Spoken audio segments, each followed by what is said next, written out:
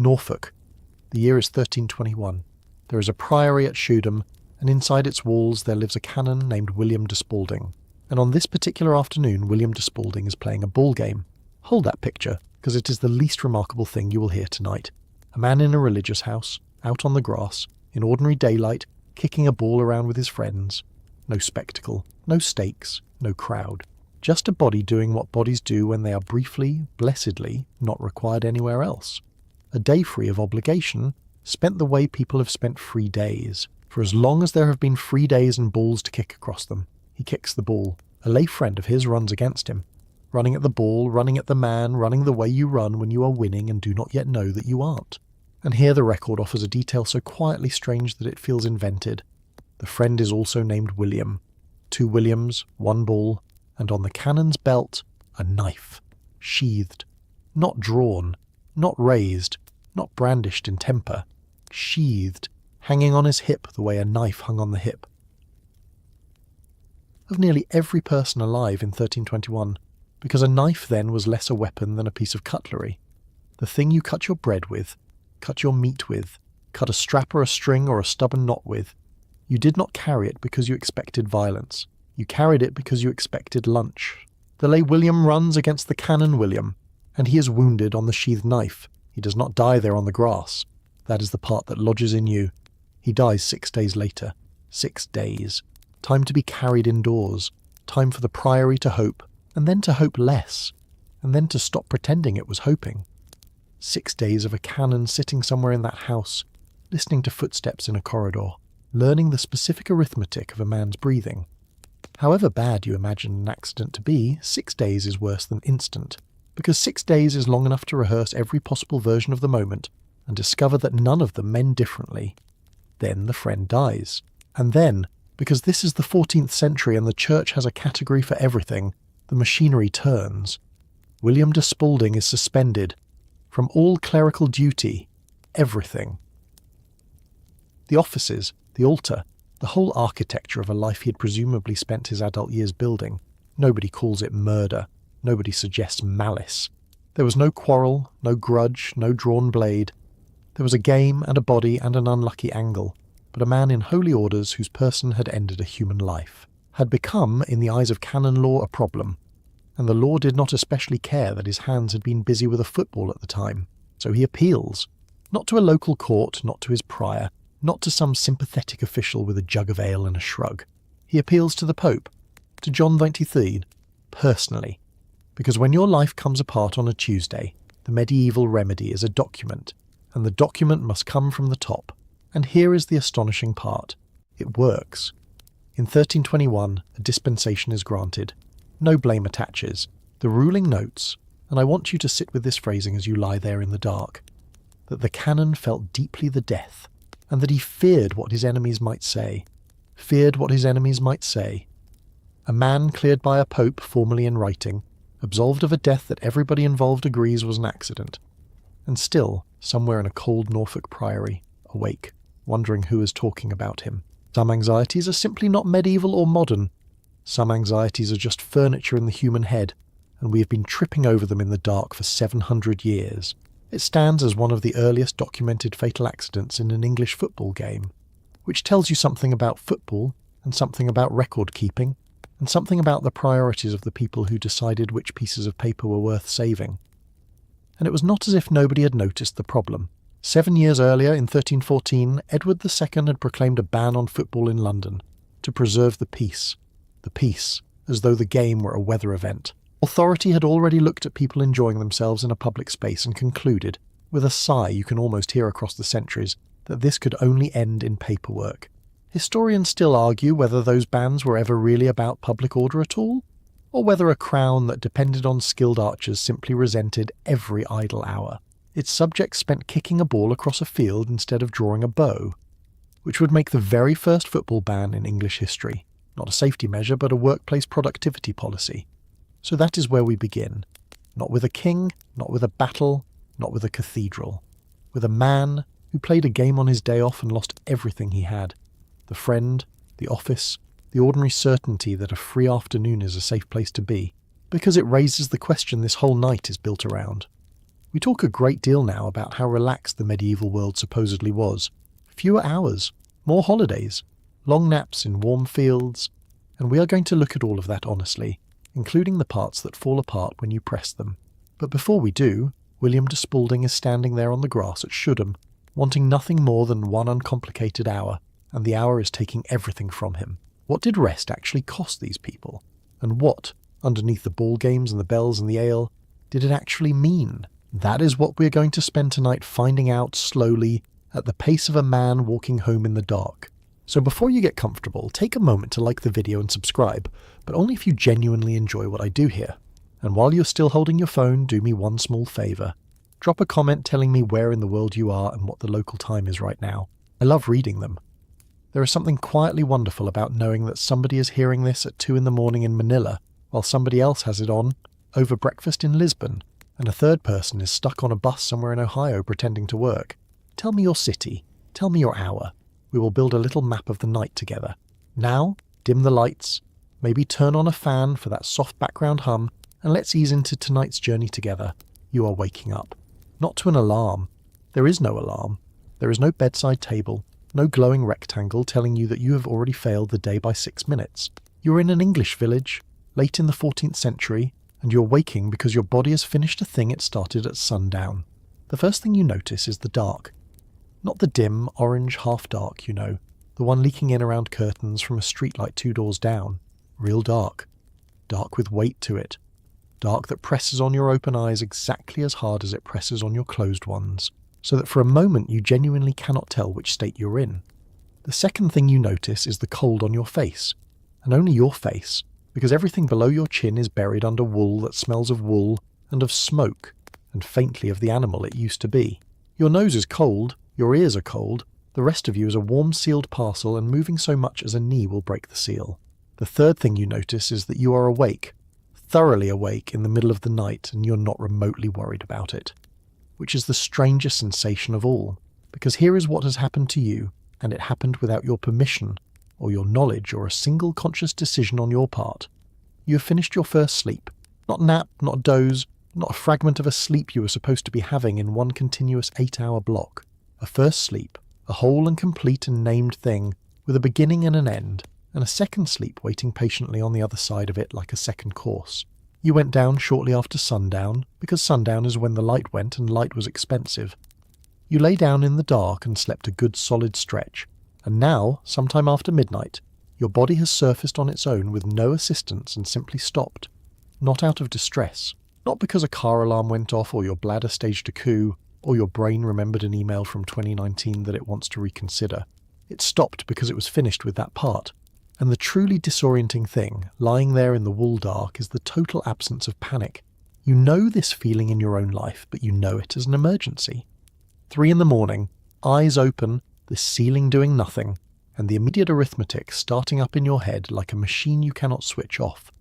4 hours and 40 minutes until the alarm. 4 hours and 39. If I fall asleep right now, I can still get. If I fall asleep in the next 10 minutes, I can still. Oh good, now it's 4 hours and 12. That arithmetic is a modern invention. It requires a clock. It requires a schedule the clock is measuring you against. It requires the existence of a number you can fall below. Lying here in the 14th century, there is no number. There is nothing to fall below. There is dark, and there is wool, and there is the fact that you are awake, and none of these facts are in conflict with each other. We know about this because someone went looking. A historian named A. Roger Kirsch spent years down in the material that nobody had thought to cross-reference. Diaries, medical books, court records, plays, poems, the enormous unglamorous paper sediment of ordinary life, and he came back up. With more than 500 references to a first sleep and a second sleep. 500. In every kind of source, from every kind of person, scattered across centuries. All of them referring to this pattern in the same offhand way you might refer to lunch. He published it in 2005 in a book called At Day's Close, Night in Times Past, and the argument is simple enough to sit in one sentence. For a very long time, people did not sleep the way you sleep. They slept in 2 pieces with a hole in the middle, and the hole was normal. That is what makes those 500 references so striking. Not their number, their tone. Nobody explains it. Nobody defines it. It is never introduced as a curiosity. Somebody just writes that a thing happened after their first sleep, the way you would write that a thing happened after lunch, with a total confidence that the reader knows what lunch is. The pattern is invisible in the sources precisely because it was too obvious to mention. It only became visible when it was gone, and a man in a library noticed a phrase that no longer had a meaning attached to it. Historians still argue whether the pattern was really as universal as that mountain of references makes it look. In 2023, a paper came out with the deliberately provocative title, "Have We Lost Sleep? Reconsidering Segmented Sleep in Early Modern England," and suggesting the evidence has been read a little too neatly, that first sleep might sometimes be a figure of speech rather than a schedule, that people who wrote things down were not a representative sample of people who slept. Which is a fair hit. The diarists of history were, almost by definition, the sort of people who had candles, leisure and opinions. The rest of the village was not writing anything down at 2 a.m, on account of being asleep, or busy, or illiterate, or all three. But go back to the wool. Whatever the argument does to the statistics, it cannot do much to you right now. Because you are awake at an hour that your own century has taught you to fear, and you feel completely fine. Let your eyes work for a moment. They are adjusting, and there is more here than you first thought. Not light exactly, the memory of light. A low red pulse from the hearth, where the fire has been banked down for the night, covered and starved and left just barely alive, the way you would leave a thing you cannot afford to lose. That is not decoration. Fire is expensive. Fire is the difference between mourning and misery.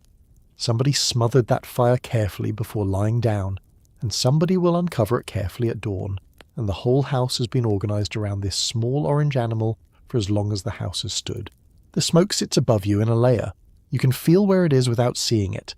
The air at head height is one thing, and the air a foot higher is another, thicker and older and slightly sweet. Your throat knows the difference, even if your eyes don't. This is the smell that will live in your clothes and your hair and your skin, and it will not occur to you as a smell at all, any more than the smell of your own house occurs to you. It is simply what air is, under the smoke, the animals, somewhere near, breathing. Large, patient, unhurried breathing, the sound of a creature with no plans. If there is one thing that will genuinely undo a modern person about a medieval night, it is not the dark or the cold, it is the roommates. The livestock are inside because the livestock are the entire savings account of the household, and you do not leave your savings account outdoors in November where anything with hands or teeth can help itself. And the cold, working at the edges of you, cold on the tip of your nose, cold on the shell of your ear, the precise geography of the parts of you that the wool does not reach, mapped out in fine detail by the temperature so that you could draw yourself blindfolded. Now here is the thing that changes everything, the small hinge on which this whole night swings. You're not going to lie here counting the hours until dawn. You're not going to try to force yourself back down and fail, and get angry about failing, and then get anxious about the anger. You're not going to reach for anything that glows. You're going to do the ordinary, expected, entirely unremarkable thing. You're going to be awake for a while, because this hour is not a mistake in the middle of your sleep. This hour has a purpose, and a character, and as far as anyone can tell from what people left behind, it was quite possibly the best hour of the entire day. So you shift. Carefully, because of the seal, because breaking the wool means letting the cold in, and it will take a full minute to earn that warmth back. And a minute is a long time when you're paying for it in shivering. And then you just lie there, in the hole between the sleeps, and the hour begins. Nobody has written a manual for this hour. There is no medieval treatise on what to do between your first sleep and your second, which is a shame, because it would sell extremely well right now to a certain kind of person with a meditation app and a weighted blanket and a deep suspicion that they are doing rest wrong. But the pattern shows up all over the sources anyway, in the corners of things, in the incidental way people mention what they were doing. When the world was dark and they were not asleep, they prayed. That one is everywhere, and it makes a particular kind of sense, an hour of guaranteed quiet in a dark room, with no possibility of interruption, in a culture that took the invisible seriously. If you were going to talk to something larger than yourself, you would struggle to design a better slot for it. They read. When there was anything to read and any light to read it by, which for most people in a village like this one means not much and not often. Reading in the dark is a luxury with a fuel bill attached. They talked. This one might be the most important, and it is the easiest to skip past. Two people, awake in the dark, warm, unhurried, with nowhere to be and nothing to look at. No screen, no ceiling to stare at meaningfully, nothing to do with the hour except each other's company. There is a strong argument that an enormous amount of what a household actually needed to say to itself, the worries, the plans, the small grievances, the things you cannot say across a table in daylight with the neighbours listening through a wall, got said in this hour, in the dark, at low volume, and then got slept on immediately afterwards. Which, honestly, is better conflict resolution than most of us manage, with the benefit of therapy and a shared calendar. And they had sex.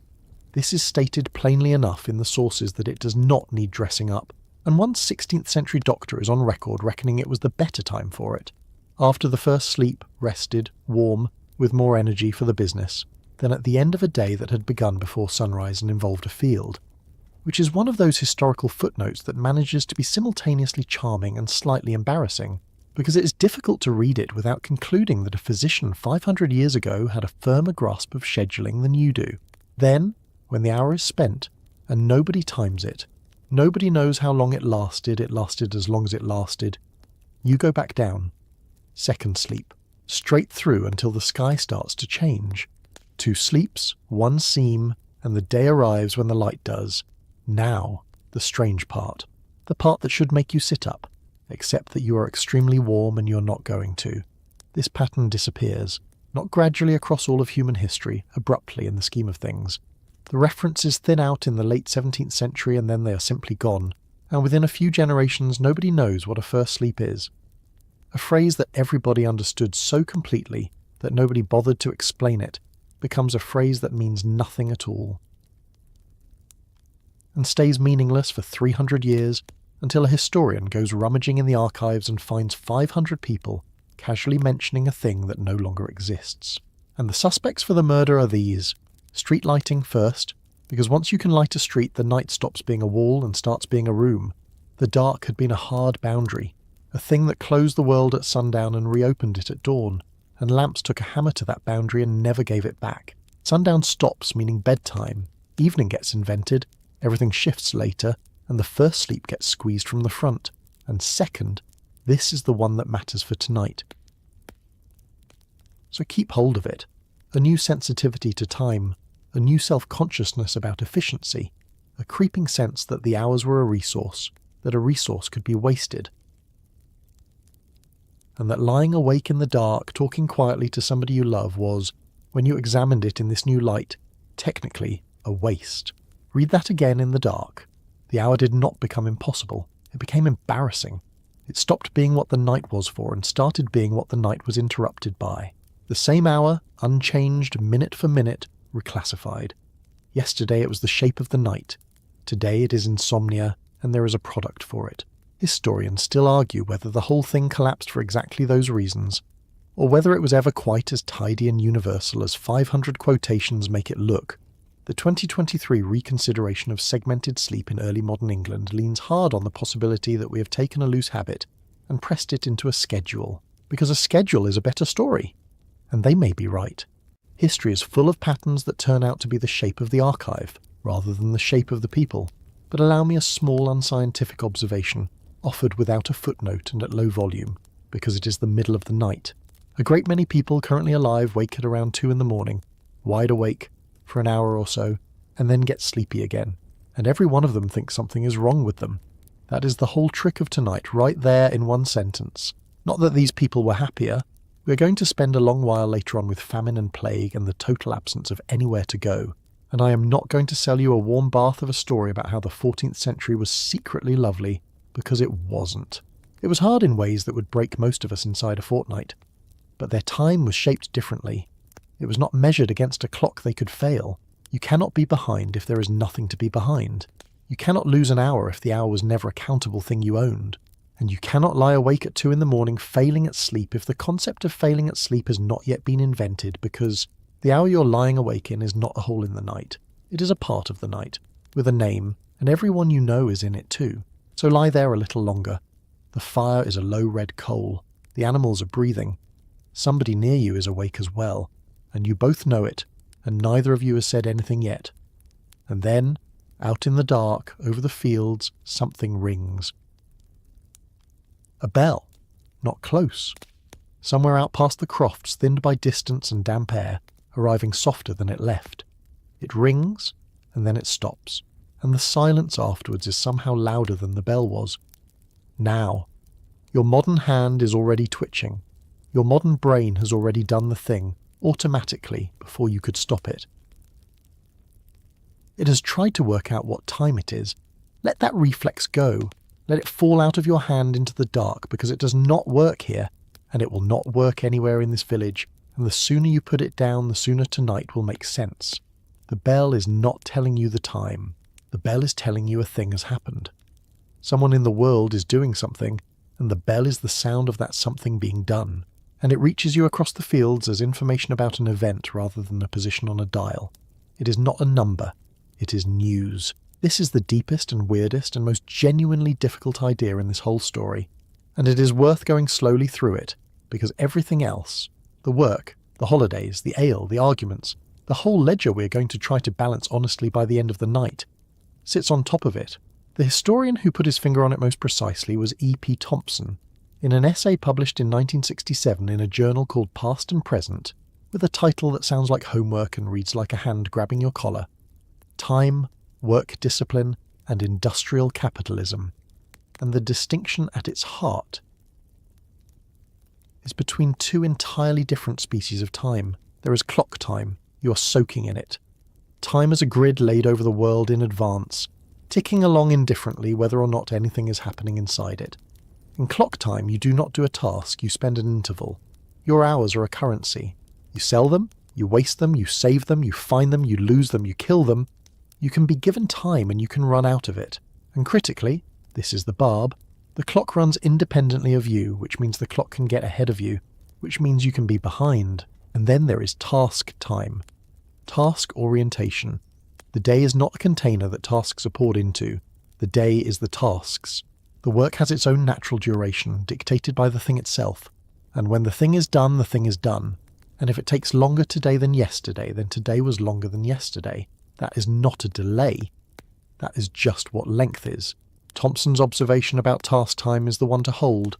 In a task-oriented world, there is the least possible demarcation between work and life. Social intercourse and labour intermingle. They are not separate substances. The talking is not a break from the work. The talking is happening while the work is happening, and both of them are simply the day going along. There is no clocking in because there is nothing to clock into. There is no clocking out because there is nowhere to go. And that cuts both ways, which is exactly why this is not a comfortable little story about how much better it all was. The good side is real and enormous. Nothing here is measuring you. There is no target, no rate, no quota, no dashboard, no one comparing this morning's output against last Tuesday's. You cannot underperform an afternoon. The cow takes as long as the cow takes, and no supervisor is going to appear at your shoulder to ask whether the cow could be optimized. You are not behind. You cannot be behind. The specific modern ache, that low background hum of lateness that follows you into the shower and onto the bus, and into bed at night, that particular sensation, the feeling of a clock quietly running somewhere with your name on it, has not been invented and will not be for centuries. But the bad side is real too, and it is exactly the same fact wearing a different coat. If work and life have the least possible demarcation, then work is everywhere. It has no edges. It does not stop, because stopping requires a boundary and there isn't one.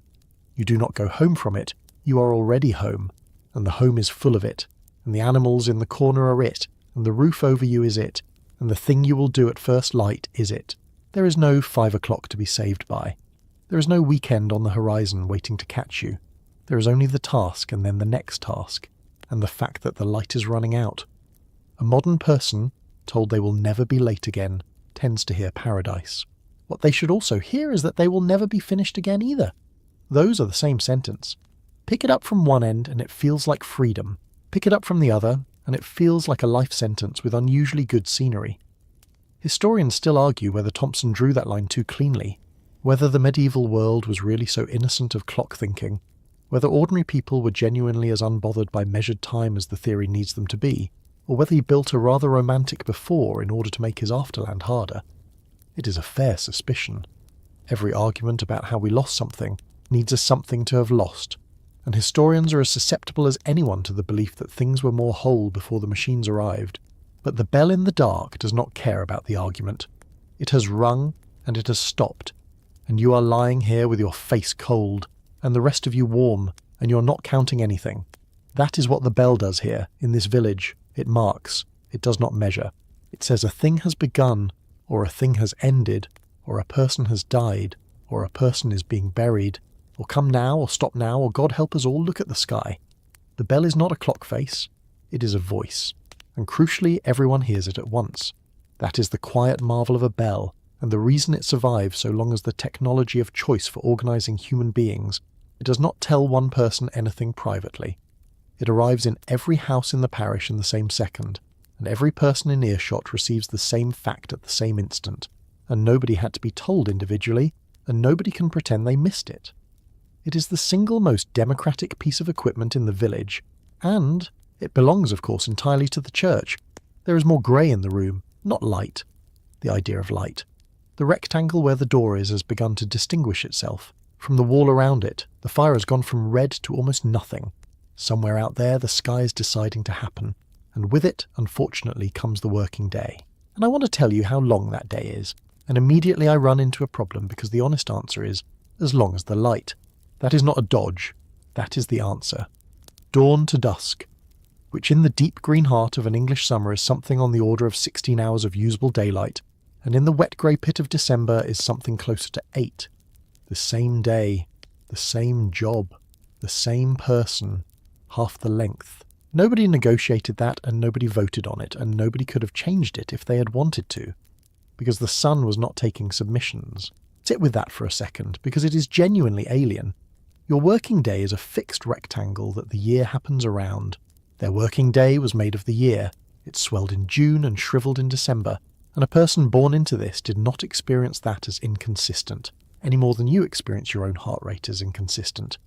It was simply what a day was, a quantity of light, doled out by the sky, non-negotiable, delivered fresh each morning in whatever amount was going, which meant summer was brutal and winter was not.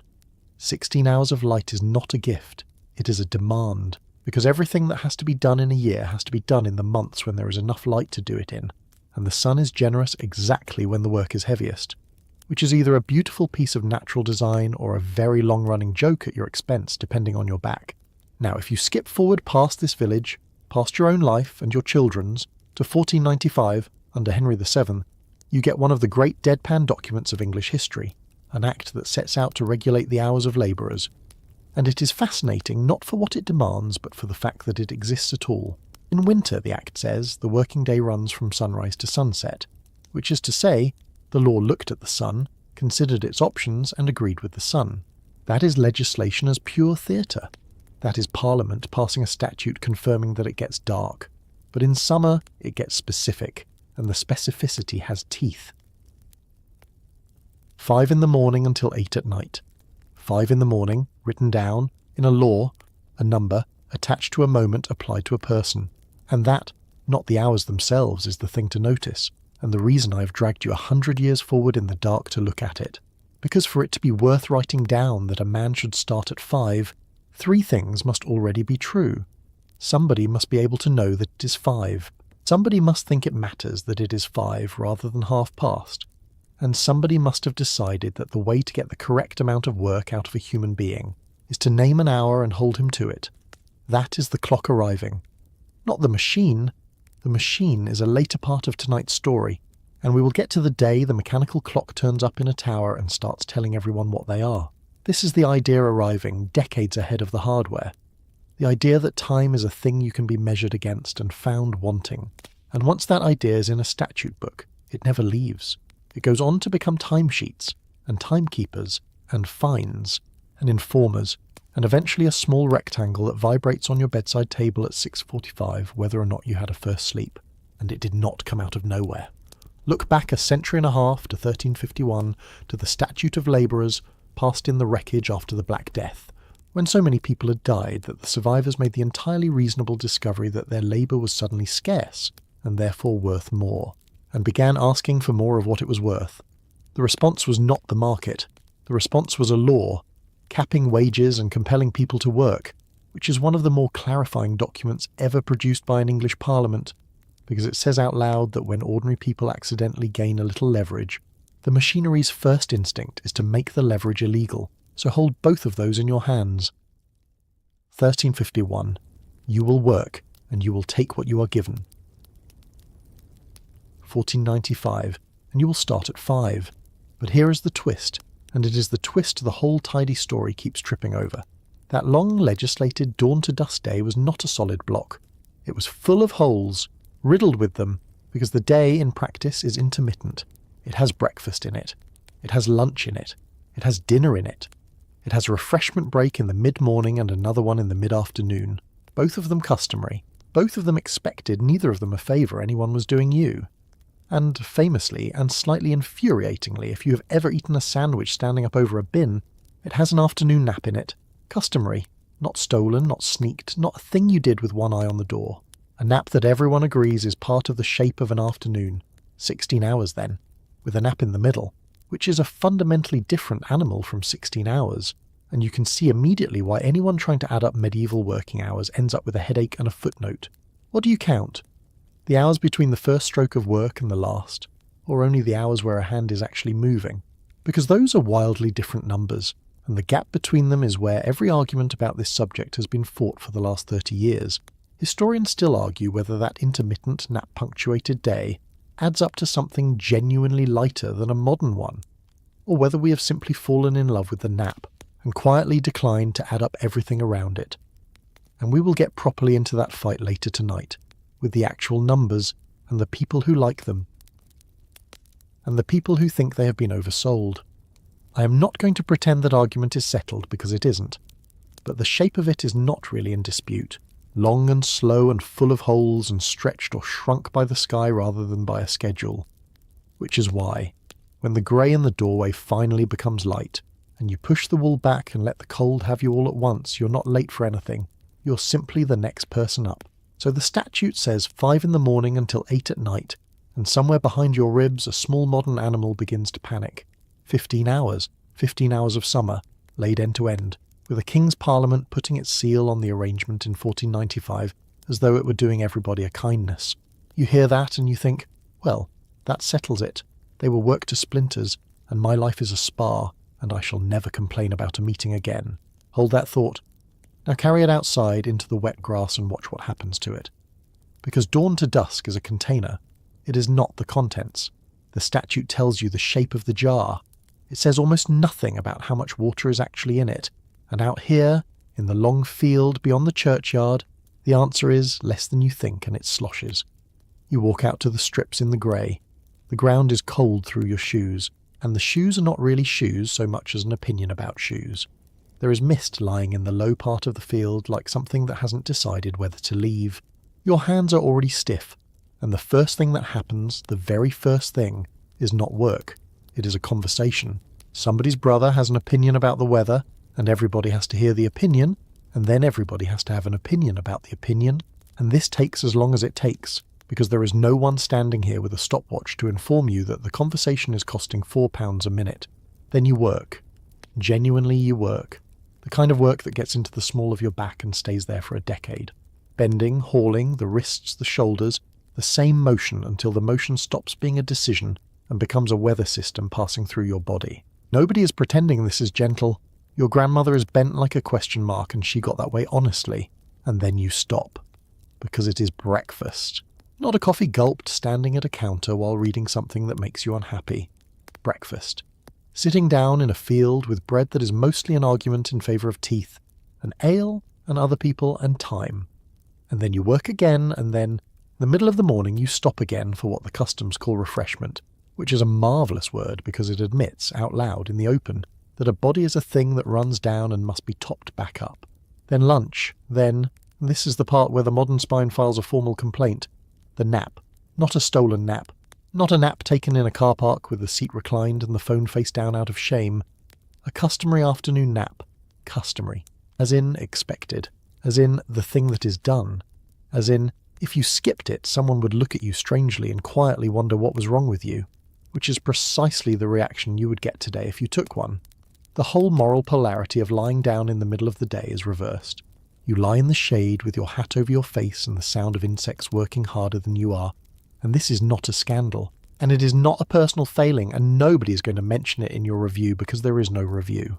Then you get up, and there is mid-afternoon refreshment, and then more work, and then dinner, and then the light goes long and gold and low, and the day, which the parchment insisted was 15 hours, has been quietly eaten from the inside by bread, ale, gossip, sleep, and the ordinary business of being an animal.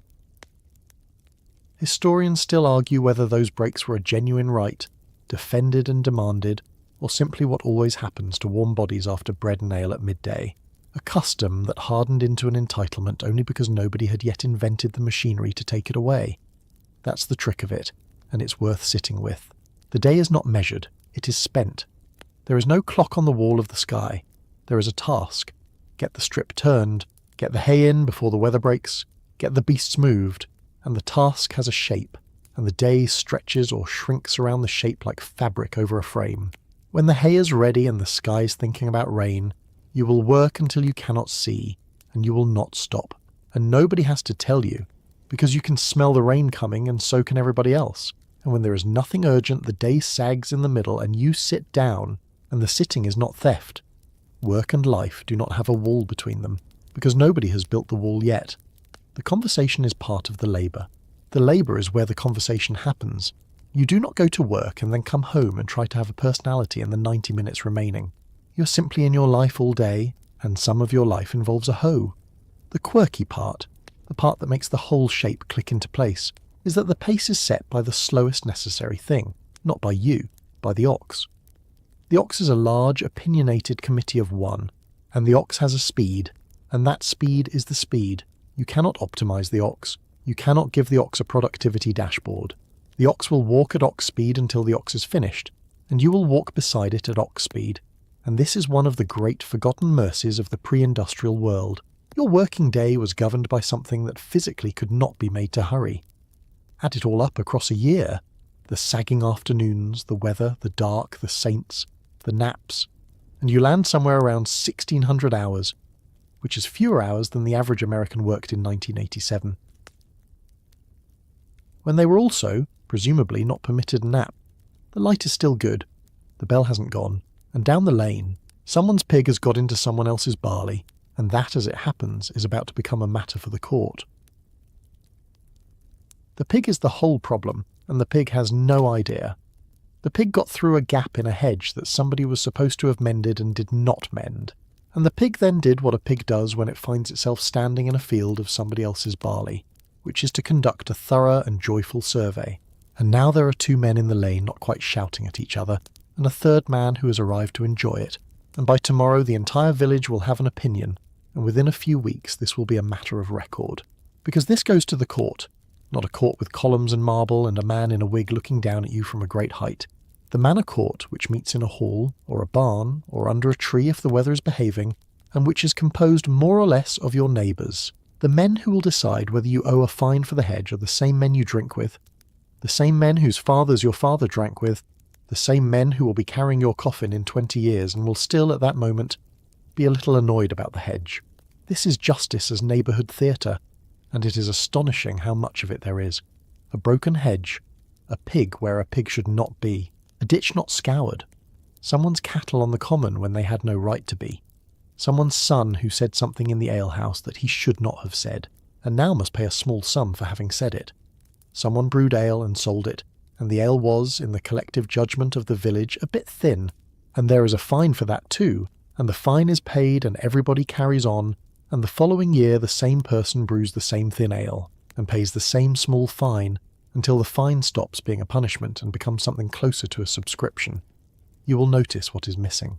Nobody goes anywhere. There is no prison in this story. There is no criminal record that follows you into a background check. There is a fine, a few pence, a public accounting, and a slightly awkward walk home. The punishment is not exile. The punishment is that everyone knows, and everyone will keep knowing. And that is quite enough, thank you, because everyone knowing is a life sentence in a village of 200 souls. And here is the strange, tender thing about it.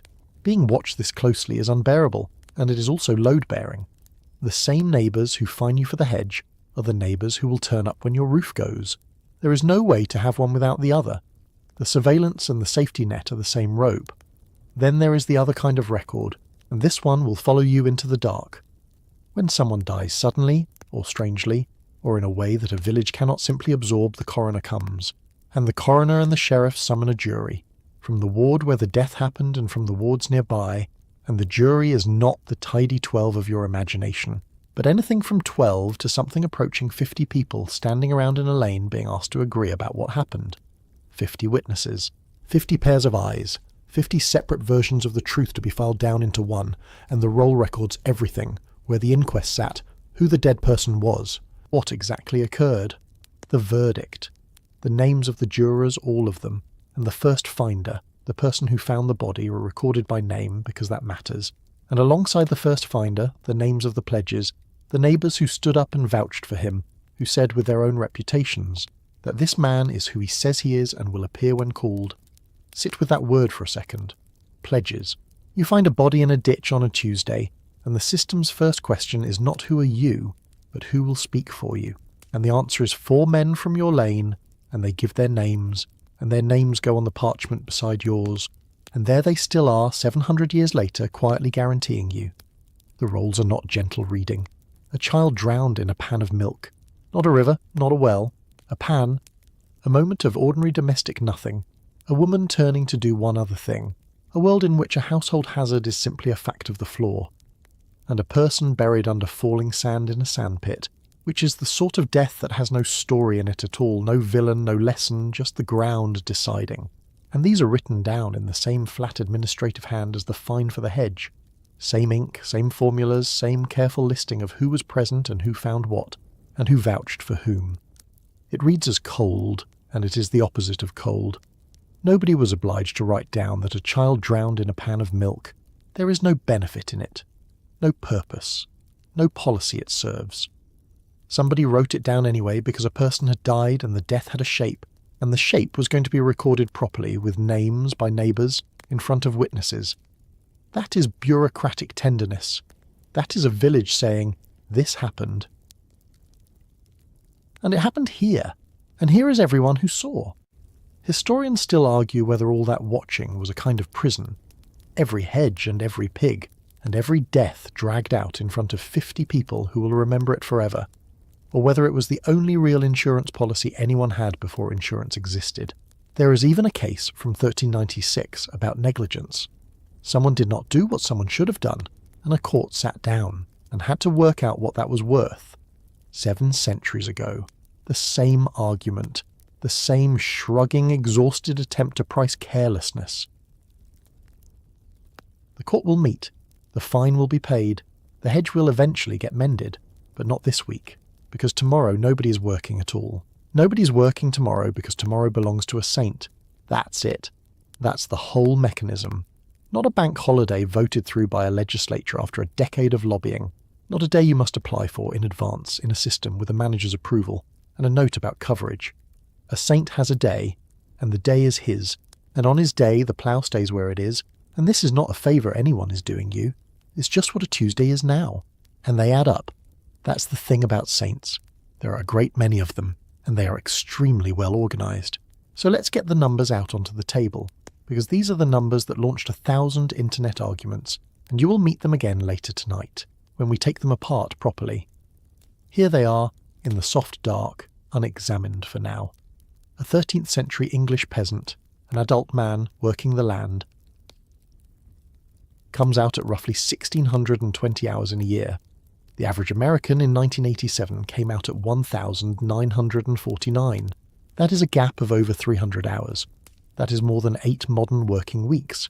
That is, if you want to be unkind about it, an entire summer of your life, misled somewhere between the Black Death and the invention of the productivity app. By 2017, the American figure had drifted down to about 1,780, which sounds like progress until you notice that 700 years of engineering, electricity, machinery, and every labour-saving miracle ever devised have not yet managed to claw the number back down to where a man with an ox and a bad back had it. And the reason is not that the medieval day was short. We have already established that the medieval day was enormous, a great long sprawling summer thing, dawn to dusk, 15 or 16 hours of light, with a nap in the belly of it. The reason is the calendar, The days themselves were long and lazy, and there were vastly fewer of them. Holiday leisure in medieval England has been put at something like a third of the year. A third. Stop and let that land. One day in 3, off. Not off in the sense of lying on your sofa checking whether anyone has emailed you. Off in the sense that the work does not exist, that there is nowhere it can reach you from, that the field is simply not a thing that is happening today. And in the high-wage stretches, the years after the plague, when there were suddenly far more fields than there were hands to work them, and a labourer could look a landlord in the eye and name a price. The claim goes further still. In 14th century England, at those wages, a peasant might work no more than 150 days in a year. 150 days. You are doing the arithmetic. I can hear you doing the arithmetic. That is roughly 3 days a week. That is a man in a smock standing knee-deep in mud, with lice, accidentally inventing the 4-day week and then going one better out of sheer indifference. And it isn't only England. Across the Channel, under the old French monarchy, the calendar reads like an act of deliberate sabotage against the concept of work. 52 Sundays, then 90 days of rest on top of them, then 38 holidays on top of that. Add those together and see what's left. And Spain is where the story stops even pretending to be modest. Travellers went to Spain and came back reporting holidays that totalled something like 5 months of the year. 5 months. Whether the travellers were counting carefully or simply having a wonderful time and losing track is a question we will come back to, but somebody wrote it down, and people have been quoting it happily ever since. Now, breathe. Because this is the point in the evening where I have to be honest with you gently, in the way you tell someone their new haircut is interesting. These numbers are contested. Not fabricated. Contested. There are perfectly serious people who look at the 150 days and reach for a pencil and start asking uncomfortable questions. Which peasant? Which year? Which region? Does the year include the wife, who was working the entire time in a way the accounting quietly forgets? Does a holy day mean rest? Or does it mean church in the morning and the animals still needing feeding at dusk? Because animals have never heard of a saint and would not respect one if they had. Does dawn to dusk with a nap and 2 refreshment breaks belong in the same column as 8 hours at a desk? Are we comparing hours, or are we comparing 2 entirely different theories of what an hour is? And there is a wrinkle worth knowing, which is that the whole calculation was made in an argument. The figures come from a book written to rebut a very specific and very confident promise. The promise made in the 1930s and 40s that the machines were about to hand us all our lives back, that the future would be one long weekend, and that our great problem would be boredom. Well, the machines arrived, the weekend did not. So somebody went back through the centuries to find out where the leisure had gone, and came home with a medieval peasant in one hand and a stopwatch in the other, and the peasant was, in that argument, extremely useful. Historians still argue whether the 150 days is a genuine finding, a heavily qualified estimate that grew legs on the internet, or a well-aimed rhetorical stone thrown at a promise that was never kept. We will do the full autopsy later, I promise. We will lay the claim out on the table and go through it with a light and a small brush, and you may not like everything we find. But not now. Now the bell is going for a day that belongs to somebody who died 1,000 years ago, and was made a saint for it, and the whole village is walking towards the churchyard and somebody has been brewing for a week. Somebody has been brewing for a week, and the somebody is the church. This is the part that tends to break the modern brain, so let's take it slowly. The parish, the actual parish, the institution with the tower and the bells and the man in the vestments who tells you about your soul, needs money. The roof leaks. The roof always leaks. The roof has been leaking since before your grandmother was born and will still be leaking when your grandchildren are pretending to fix it. So the church brews ale and sells it, to you, in the churchyard. That is a church ale, and it is not a scandal. And nobody in the village finds it even slightly funny, and everybody today finds it hilarious. There is no fundraising committee. There is no silent auction. There is no gala. There is a large quantity of ale, and a village, and a roof that needs doing. And the arithmetic sorts itself out over the course of an afternoon, in a way that would horrify a modern diocesan finance officer and delight absolutely everybody else. And the ale is only the engine. What's built on top of it is the actual thing. Because at a church ale there are plays, real ones, put on by people who spend the rest of the year up to their shins in mud. Robin Hood, the outlaw, the man in the woods who takes from the powerful, performed on consecrated ground with the blessing of the institution. he would very much have robbed. And St. George, the dragon, the whole spectacle, the beast made of somebody's uncle and a quantity of painted cloth, roaring at children who scream, with the specific joy of being frightened by something they know is only what from up the lane. There is dancing until the light goes. Later in the period, the Morris dancers arrive with the bells and the handkerchiefs, and one has to say, in fairness, that they have not changed a great deal, and neither has the reaction of the average bystander, and there is a king and a queen elected. That's the tidbit that ought to keep you awake, except that you're meant to be falling asleep, so let it be a soft one. The village chooses a king and a queen to preside over the revel, a crown, for a day, given by acclaim to somebody who was mucking out a byre on Thursday.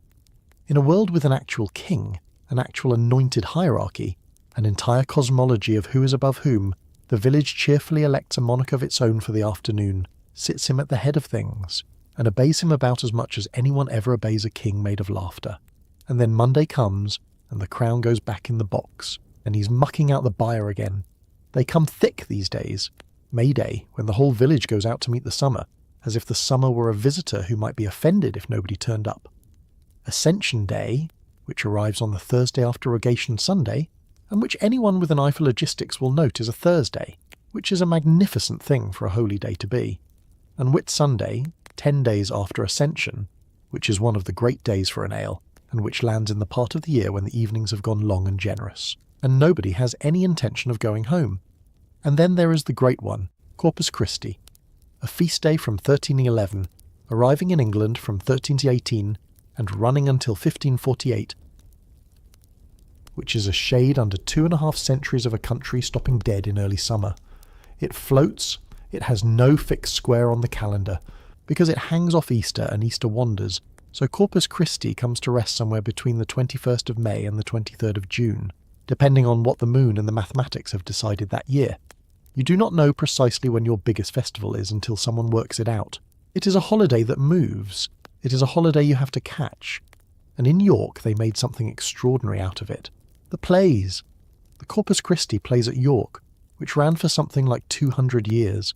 The whole story, the entire arc of everything, from the beginning of the world to the end of it, staged in the street in pieces by the guilds of the city, the tradesmen, the people who made things for a living, spending their own money, on their own wagons, to put on the largest piece of theatre their world could imagine. 200 years. Think about what that means. A man plays a part, his son watches from the crowd, his grandson plays the part, and the thing keeps going, generation after generation, until the play is older than every single person watching it and older than most of the buildings it rolls past, and then it stops. Because the 16th century arrives, and the Reformation arrives with it, and the plays are suppressed. The feast itself is abolished in 1548. The wagons stop. The dragon goes into somebody's barn and is not taken out again. 200 years of a city's collective imagination ended by administration. Historians still argue whether the killing of the plays and the ales was really about theology at all, about the doctrine and the images and the sincerity of the thing, or whether it was simply the first great clearing of the calendar, the opening move in a much longer campaign to get people out of the churchyard and back into the field. Because notice what an ale actually is, underneath the dragon and the dancing and the elected king. It is a day when the entire village is in one place, doing nothing productive, drinking beer sold to them by God, and enjoying it enormously. From a certain angle, a cold, tidy, forward-looking angle, that is a lot of daylight going to waste. And there will come a time when somebody with an eye for daylight looks at all of it and starts, very reasonably, very quietly, to tidy it away. But that's centuries off. Tonight the fire is lit, the dragon has been put away for another year, and there is still ale left, and the ale has to go somewhere. The ale goes where the ale always goes, which is into a low room with a bad roof and a good fire, and so do you. There is no sign outside. There is no name. There is no menu chalked on a board. No atmosphere carefully designed by somebody in a city to evoke exactly this room. 700 years later, at 4 times the price, there is a house. Somebody in that house has brewed. A bush or a pole has been stuck out over the door to say so, and that is the entire marketing strategy. And it works flawlessly because everybody within 2 miles already knew on Tuesday. You duck under the lintel. Everyone ducks. The lintel has been quietly assaulting foreheads for generations and shows no remorse. and the first thing that hits you is the heat. The second thing is the smoke. There is a fire, and there is, in a loose and optimistic sense, somewhere for the smoke to go, and the smoke has considered the offer and declined. It hangs in a flat blue layer at about head height, and slowly, patiently, kippers everybody in the room. You will smell of this tomorrow, you will smell of this next week.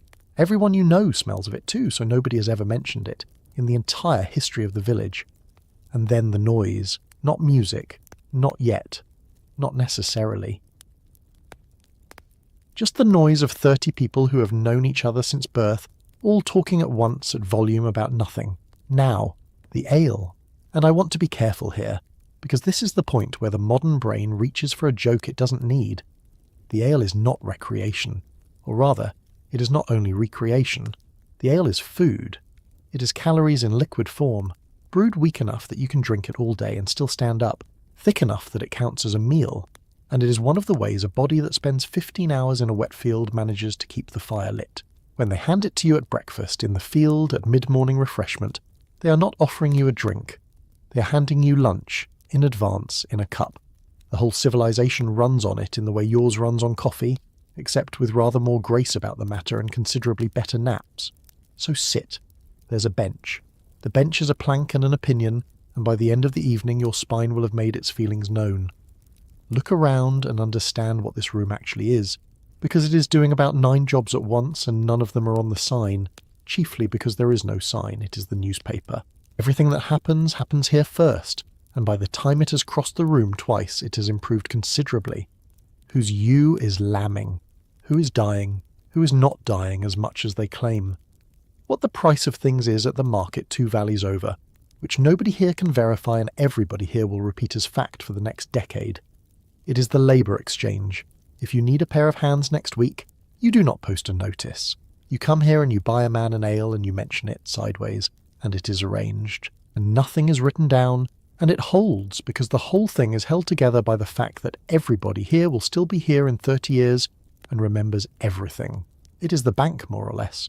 Small debts, small favours, small credits, all of them tracked in a shared communal memory more accurate and considerably more merciless than any ledger.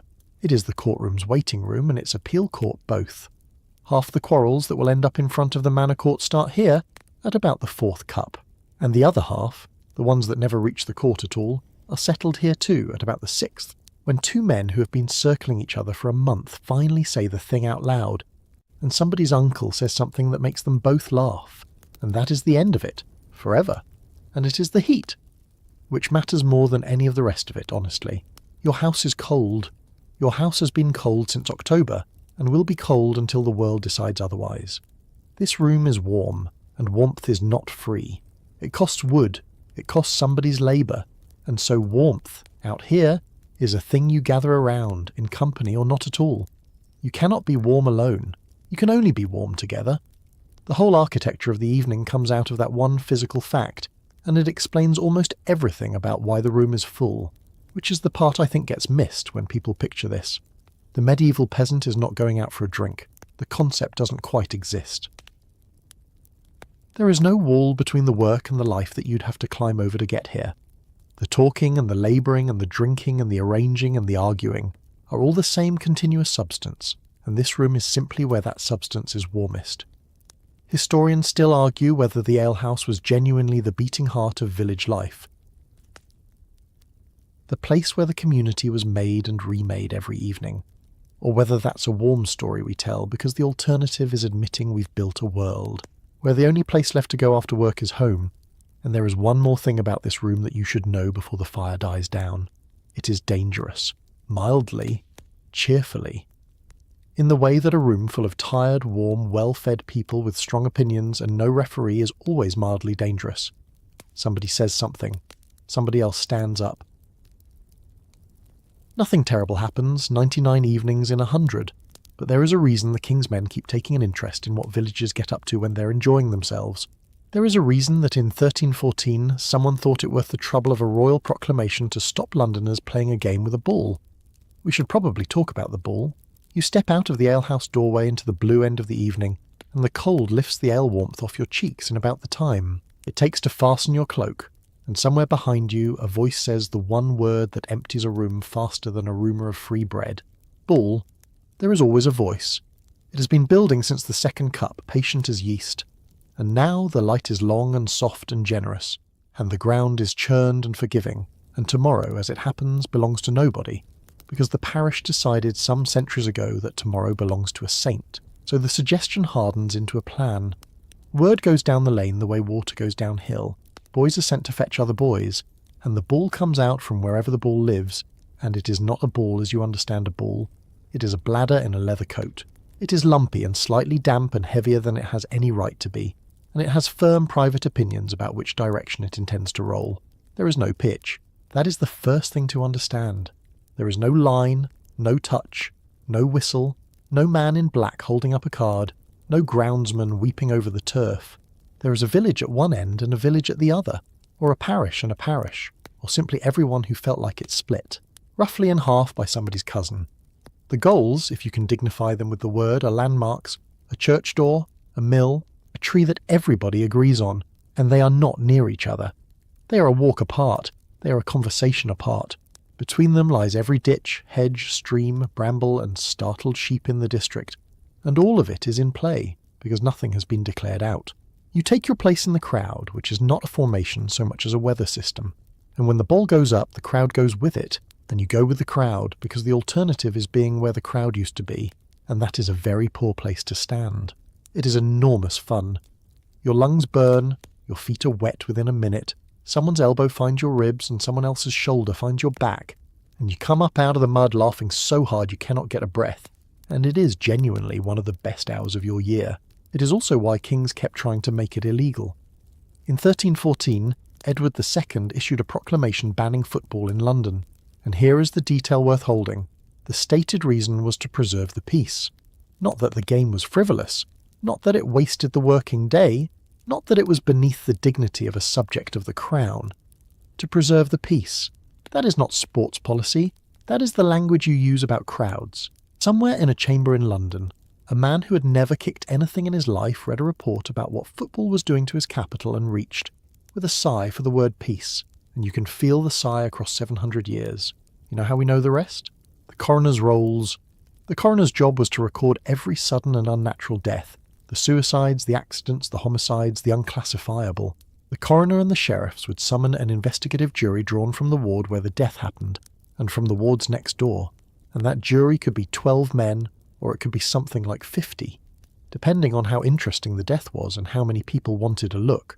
The record notes the place of the inquest, the name of the dead, the circumstances, the verdict, every juror's name, and, this is my favourite bureaucratic wrinkle in the whole medieval world, the name of the first finder plus the pledges who vouched for him. The first finder is the person who found the body, and finding a body did not make you a good citizen who had done a helpful thing. It made you, briefly, an administrative problem, a man who needed neighbours to stand up and swear that he was the sort of person who merely finds bodies rather than the sort who produces them. Your reward for civic duty was needing character references, and football walked straight into those roles, not as a curiosity, as a regular. Historians still argue whether medieval football is best understood as a sport with catastrophically poor safety standards, or as a licensed brawl that happened to have a ball in the middle of it, as an excuse, and the honest answer is that the people playing it would not have recognised the distinction, and might have been offended that you asked, because the village knew exactly what it was doing. On some saints' days and holy days, villages arranged fights, not spontaneous fights, arranged ones, as entertainment, scheduled, on the calendar in daylight with spectators. Sit with that for a moment, in the dark, warm, with your eyes closed. The village had noticed that people who live pressed together their whole lives, sharing a field and a well and a grudge that started before either of them was born, accumulate something. And rather than pretend the something wasn't there, and rather than let it come out in January in a doorway with no witnesses, they gave it a date. They put it next to a saint. They said, not now, not now, not now, and then, on a bright day with everyone watching and everyone sober enough to stop it now, hostility with a release valve, and the valve had an opening time. It is barbaric, and it is also, if you tilt your head, an astonishingly practical piece of emotional engineering, which is more than can be said for most of what we do with our grudges, which is nothing forever at 3 in the morning. And now, with the mud on you and the game breaking up and the light nearly gone, you can go back to where all this started. Norfolk, 1321, Shudham Priory. A canon named William de Spalding was playing a ball game. Just an evening like the one you're standing in. He kicked the ball, and a friend of his, a layman, also called William, because the 14th century had roughly 6 names and used them all at once, came running against him and was wounded on the cannon's sheathed knife. Sheathed. It was in its sheath, on his belt, the way your keys are in your pocket. He was not holding it. He was not brandishing it. He had simply gone out to play, wearing what a man wore. The friend died 6 days later. De Spalding was suspended from every clerical duty he had. He appealed to Pope John XXII, who granted him a dispensation in 1321. No blame attached.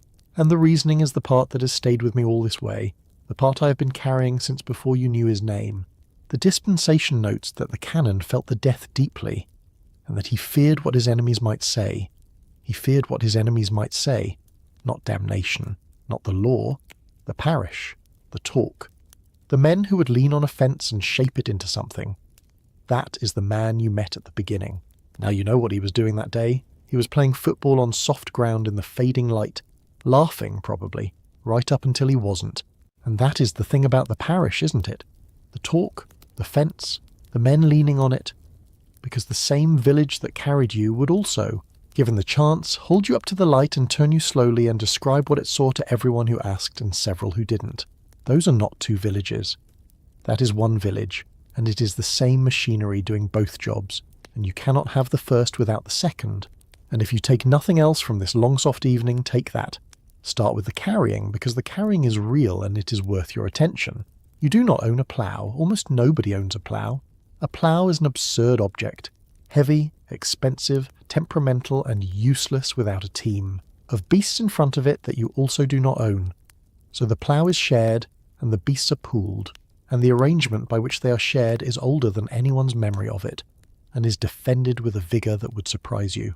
Your neighbour's ox and your neighbour's neighbour's ox and one animal of ambiguous parentage belonging to a widow at the end of the lane all walk out together, and the field gets turned, and it gets turned for everyone, and if you had to do it alone you would simply not eat. You do not have an oven either.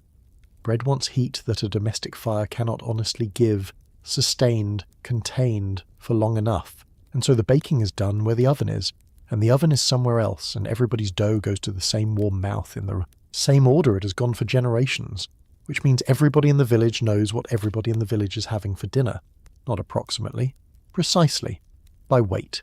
Your household's fortunes, its thrift, its little pretensions, all of it turns up in a basket at a communal. Doran is read at a glance by a woman who has been reading baskets for 40 years and has never once been wrong. There are guilds, too, the associations that put a hand under people when the ground went out from under them. Someone dies and the funeral gets paid for. Someone's roof goes and the roof gets fixed. Someone's cow goes and there is mysteriously another cow. Not charity exactly. Something older and more binding than charity. An understanding that misfortune is a thing that rotates, and that today it is you standing in the wet looking at a hole in your thatch, and next spring it will be him. And the arithmetic works out over a lifetime as long as nobody starts keeping a separate private ledger. And it goes all the way into the law. Remember the coroner's roll and the first finder, the person who stumbled on a body and then needed pledges, needed neighbours, to stand up and vouch for him. That is not an accident of paperwork. That is the whole world view in one line of an inquest record. The system did not primarily ask what did the evidence show. It asked who will stand for this man. Your innocence was, in a real and practical sense, a thing your neighbours held on your behalf, which is beautiful, and which also means your innocence was only ever as good as your last 4 decades of behaviour at the oven. You are never alone, not once, not for an hour. Think about your day and count the moments. You wake in a room with other people in it, some of whom are related to you and some of whom you have simply always known. You work a field within sight of a dozen others who could tell you, without straining, exactly how far behind you are on your strip and precisely why. You eat where you can be seen. You argue where you can be heard. You go to church and stand shoulder to shoulder with the entire cast of your life. You drink with them. You play football against them and get an elbow in the ribs from a man who will be at your funeral. You sleep and the people you sleep near can hear you breathing, and you can hear them. There is no door in your life that closes on you alone. There is no version of you that exists unwitnessed. And here is the honest part, the part I'm not going to smooth over for you at this hour. That is a comfort and it is also a horror, and they are the same fact wearing two coats. The comfort is enormous, really.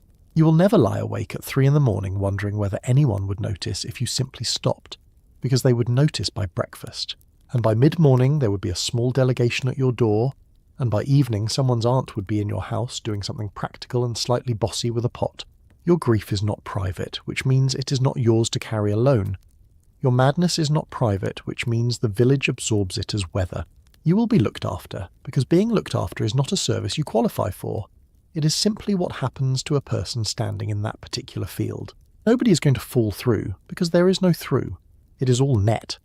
The horror is the identical sentence read at a different hour. You will never lie awake wondering whether anyone would notice. They would notice everything. They notice everything now. They noticed the basket. They noticed the argument. They noticed who your daughter walked home with and what you said about the priest and the fact that you have been odd since the winter. There is no reinvention here. There is no leaving and coming back different. Your reputation was made when you were 9, and it will be adjusted only at the margins for the rest of your life. And it will follow your children, and it will attend your funeral and stand at the back with its arms folded. You cannot be someone else. There is nowhere to be someone else at. Historians still argue whether the medieval village is better described as a community of mutual support or a system of total mutual surveillance, and I would gently suggest that the argument is a category error. Because it was one apparatus, it ran both programs at once, and it never occurred to anyone living inside it that these were separable things. Modern loneliness is a specific ache, and it is real, and I am not going to be glib about it at bedtime. But it is worth noticing what we traded for it. We bought the closed door, we bought the ability to be unaccounted for on a Tuesday, and the price was that if you go quiet, you can go quiet for a very long time before a basket arrives. They had no privacy and no exit. You have a lock and a lease and a name you can change. Neither of those is freedom. Both of them are just the shape the walls take. Hold that thought and hold it lightly, because we are about to do something almost indecent. We are about to walk into one specific village in the mountains 700 years ago and listen to it talk.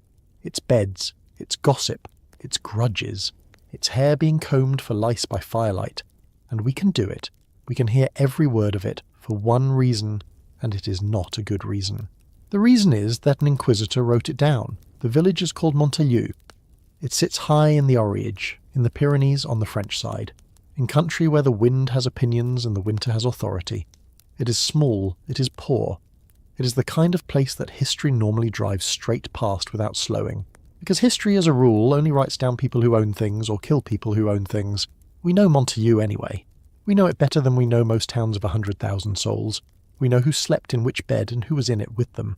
We know who owed what and who resented whom, and who was thought to be lazy and who was thought to be soft in the head, and who kept the good cheese back.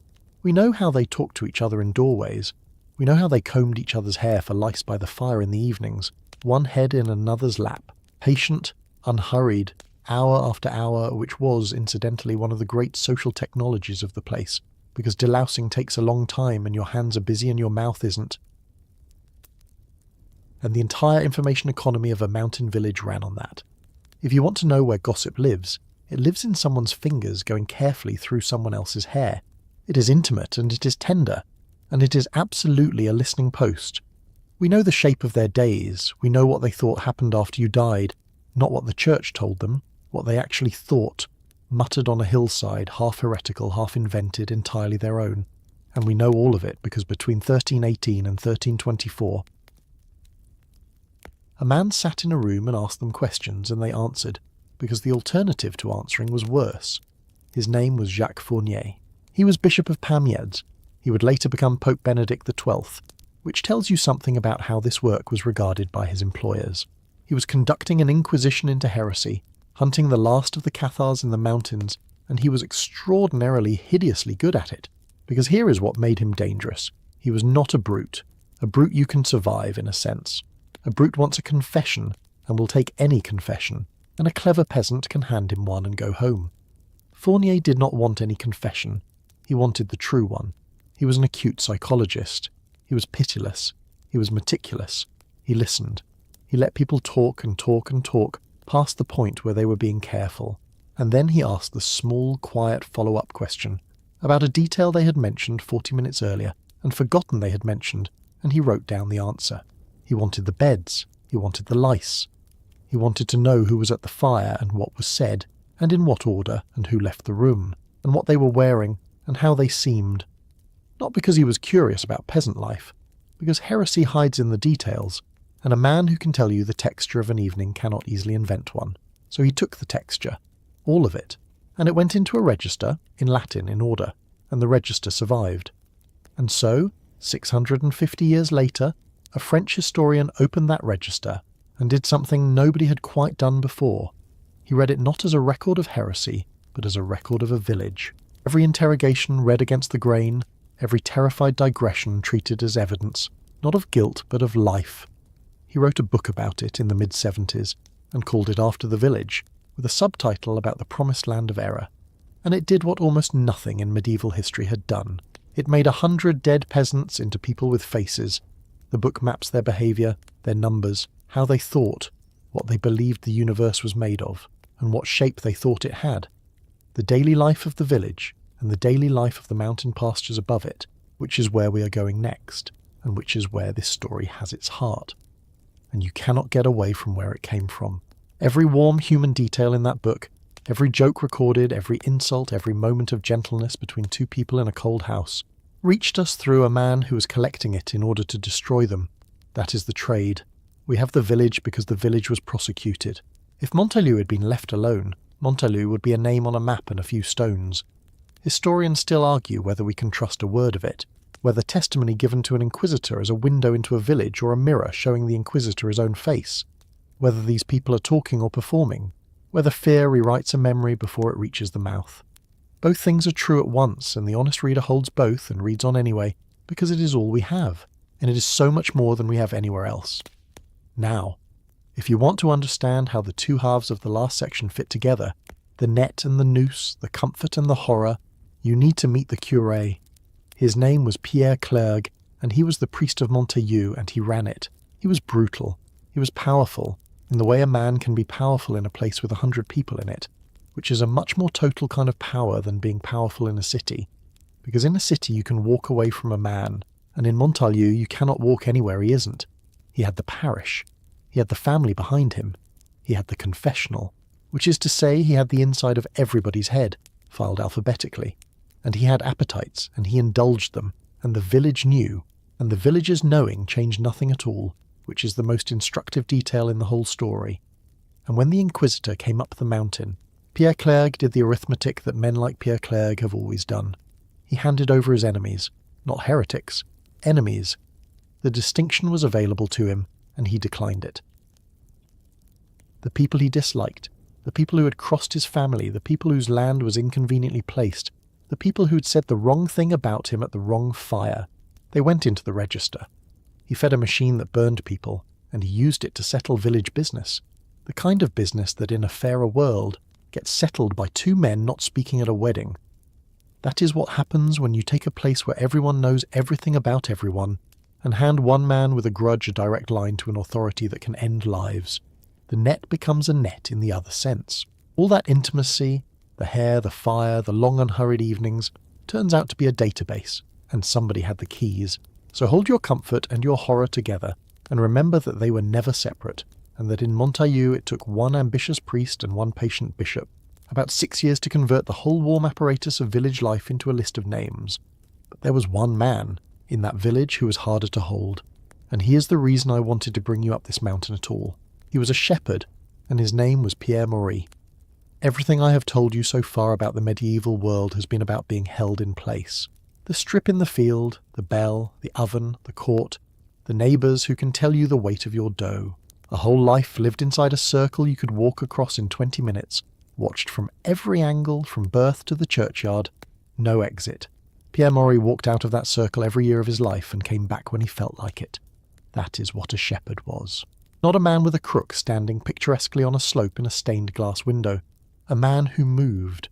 The flocks went up in the warm months, and down in the cold ones, up to the high pastures and back down to the winter grazing, and the man went with them, over passes, across borders, into Spain and out of Spain for weeks, for months, for years. A life measured not in field strips but in distances, not in the parish bell but in weather and grass and the condition of a flock's feet. Think about what that does to a person. He wakes where he stopped. The task is not sunrise to sunset digging in a shape somebody else assigned him. The task is keep them alive, keep them moving, keep them fed, and the day arranges itself around that and around nothing else. No bailiff on the ridge, no jury of the ward, no priest counting who came to Mass. Above him there is simply an enormous quantity of sky, more sky than a man in a village sees in his life, sky that goes on being there whether or not he has an opinion about it, and around him, quiet. Real quiet. The kind of quiet that a person in a house with 8 people in it has genuinely never heard. He knew other shepherds, in the way that people who move know each other, a network stretched across mountains, meeting at the same pastures, wintering in the same valleys, carrying news the way a river carries silt, and he made friends among the perfecti, the holy men of the old faith the church was hunting off the map, and he sheltered them, and he moved with them, and he talked with them on the high slopes where nobody could hear. And by every account he was a fatalist, not a gloomy one, not a man dragging his own funeral around behind him. Something quieter and rarer than that. A man who had decided, apparently early and apparently for good, that things would go how they would go, that the flock would live or it wouldn't, that the winter would be hard or it wouldn't, that the men who wanted to burn his friends would find them or they wouldn't.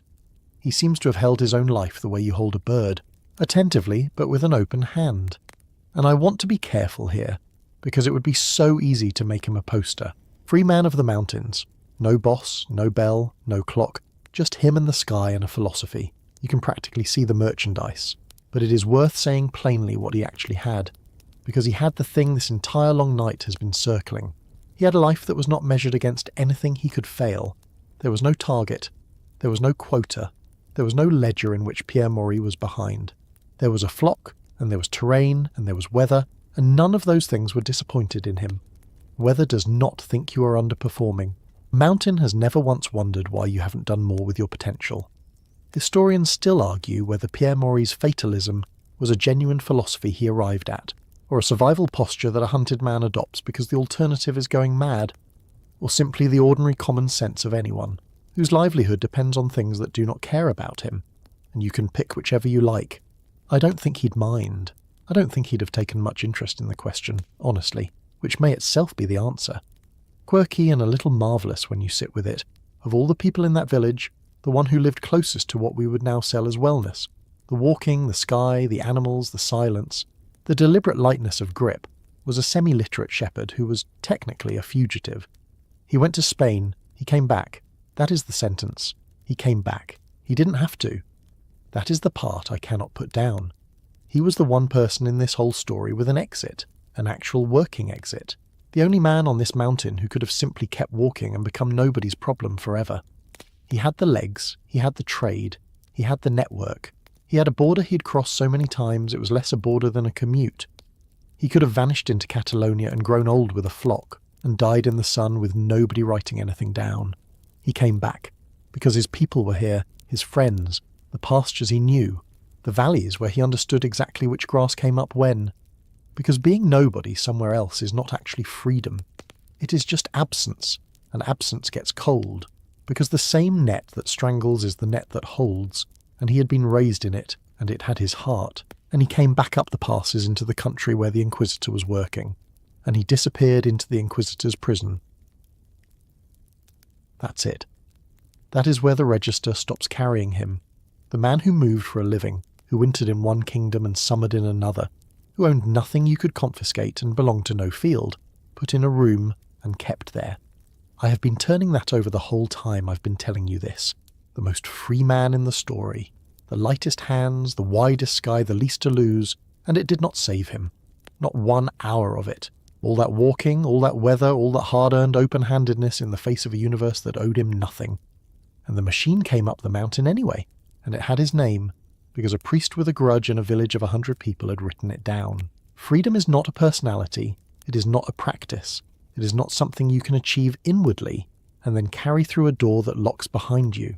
Pierre Maury had, by any measure we would recognise, the healthiest relationship with time of anyone we have met tonight, and it did not matter, because the world had other machinery, and that machinery was not interested in his relationship with time. So we should not romanticize him, and I have probably already failed, and I am at peace with that at this hour. But keep him. Keep the picture of him on a high slope in the warm months, with the flock spread out below him like spilled cloud, and the sky doing the enormous thing it does, and nothing in the world expecting him to have finished anything, by any particular hour of any particular day, because we have been standing on the pleasant side of the ledger for a long time now. The ale, the plays, the football, the saints' days, the shepherd on his mountain. It is time to turn the page over, because there is another side to it, and if I only gave you the first side I would be lying to you, softly, in a nice voice, at a vulnerable hour, which is the worst way to be lied to, so let's turn it over, gently. Nothing here is going to be ugly, and I am not going to make you look at anything you don't want to look at in the dark. But it needs saying, and it needs saying properly, because the whole argument of this long night collapses into nonsense if we don't. Here is the thing about all that lovely unhurried time. They were hungry. Not hungry the way you are hungry at 4 in the afternoon, when the meeting is running long and you become an unreliable narrator of your own emotions. Hungry as a permanent background condition of being alive. Hungry as architecture. Hunger was not an event that happened to medieval people. It was the room they lived in, and everything else. The plays, the ales, the football, the saints' days, the long, soft evenings by the fire with someone's hands in your hair. All of it happened inside that room, in the intervals when the room was quiet. Consider what the year actually was. The whole apparatus, the shared plough, the ox pooled from 3 households, the strips, the boonwork, the tithe, the bailiff, the court, the calendar of the saints. The entire beautiful communal machine existed for one purpose: getting enough grain out of the ground to reach next year. That's it. That's the project. Everything else is decoration on the side of a building whose only function is not starving, and the machine had no slack in it. None. A wet spring, a cold summer, a fortnight of rain at the wrong point in August, a cattle sickness moving through the district, and the arithmetic that was already tight becomes arithmetic that does not work. There is no buffer. There is no other supplier. There is no second harvest arriving by lorry from a warmer country. There is the field, and there is the sky, and the sky is not taking requests, which incidentally recasts something we breezed past earlier. Remember the English Act of 1495, setting the labourer's day at sunrise to sunset in winter, and in summer from 5 in the morning to 8 at night. I let you hear that as a statute about greed, and partly it was. But look at when the long day falls, summer, harvest. The one window in the entire year when the difference between working until 8 and working until 6 is the difference between a village that eats in February and a village that doesn't. That 15-hour day was not only somebody being grasping, it was also a whole society pressing its thumb down hard on the only weeks that counted, because it knew exactly what January looks like when you get it wrong. And when the grain went bad, the grain could go bad in a way that did more than leave you empty. There is a thing that grows on rye, a small dark passenger, easy to miss, easy to grind up with everything else. And when it goes into the bread, it makes people ill in ways that a village had no framework for at all. Sickness that came out of the loaf, the one thing you had, the thing you had worked all year and prayed all year for, the thing that meant survival, turning quietly against the people eating it. They gave it names and they gave it saints and they built hospitals for it. Because that is what you do when you cannot explain a thing, but you can still sit with the people it is happening to. Historians still argue whether medieval hunger is best understood as chronic, a permanent low grinding shortfall that everybody carried in their bones their whole lives, or episodic, a matter of ordinary sufficiency in most years punctuated by catastrophes that arrived like weather. And the answer probably varies by valley, by decade. By whether your lord was a person or an institution, and by whether it rained. But notice that both answers are answers to the question how bad, not whether. And then there is the part I have to tell you carefully. The children. They died. Enough of them that a family was not a fixed thing you could count on. Enough that you did not necessarily name a child immediately, and enough that a woman might bear many and raise few, and enough that the parish knew. A particular kind of quiet very well. We know this in the way we know most of it, from the records, from the same patient clerks with the same terrible handwriting. The coroner's rolls are full of the accidents of small people in a world built entirely without them in mind. A child buried under falling sand in a sandpit. A child drowned in a pan of milk. Read that last one twice. A pan of milk. A container of nourishment, the most benign object in a medieval house. sitting on a floor where a small person was crawling, and a clerk somewhere writing it down in Latin because the law required an inquest even for that. Even then, even there.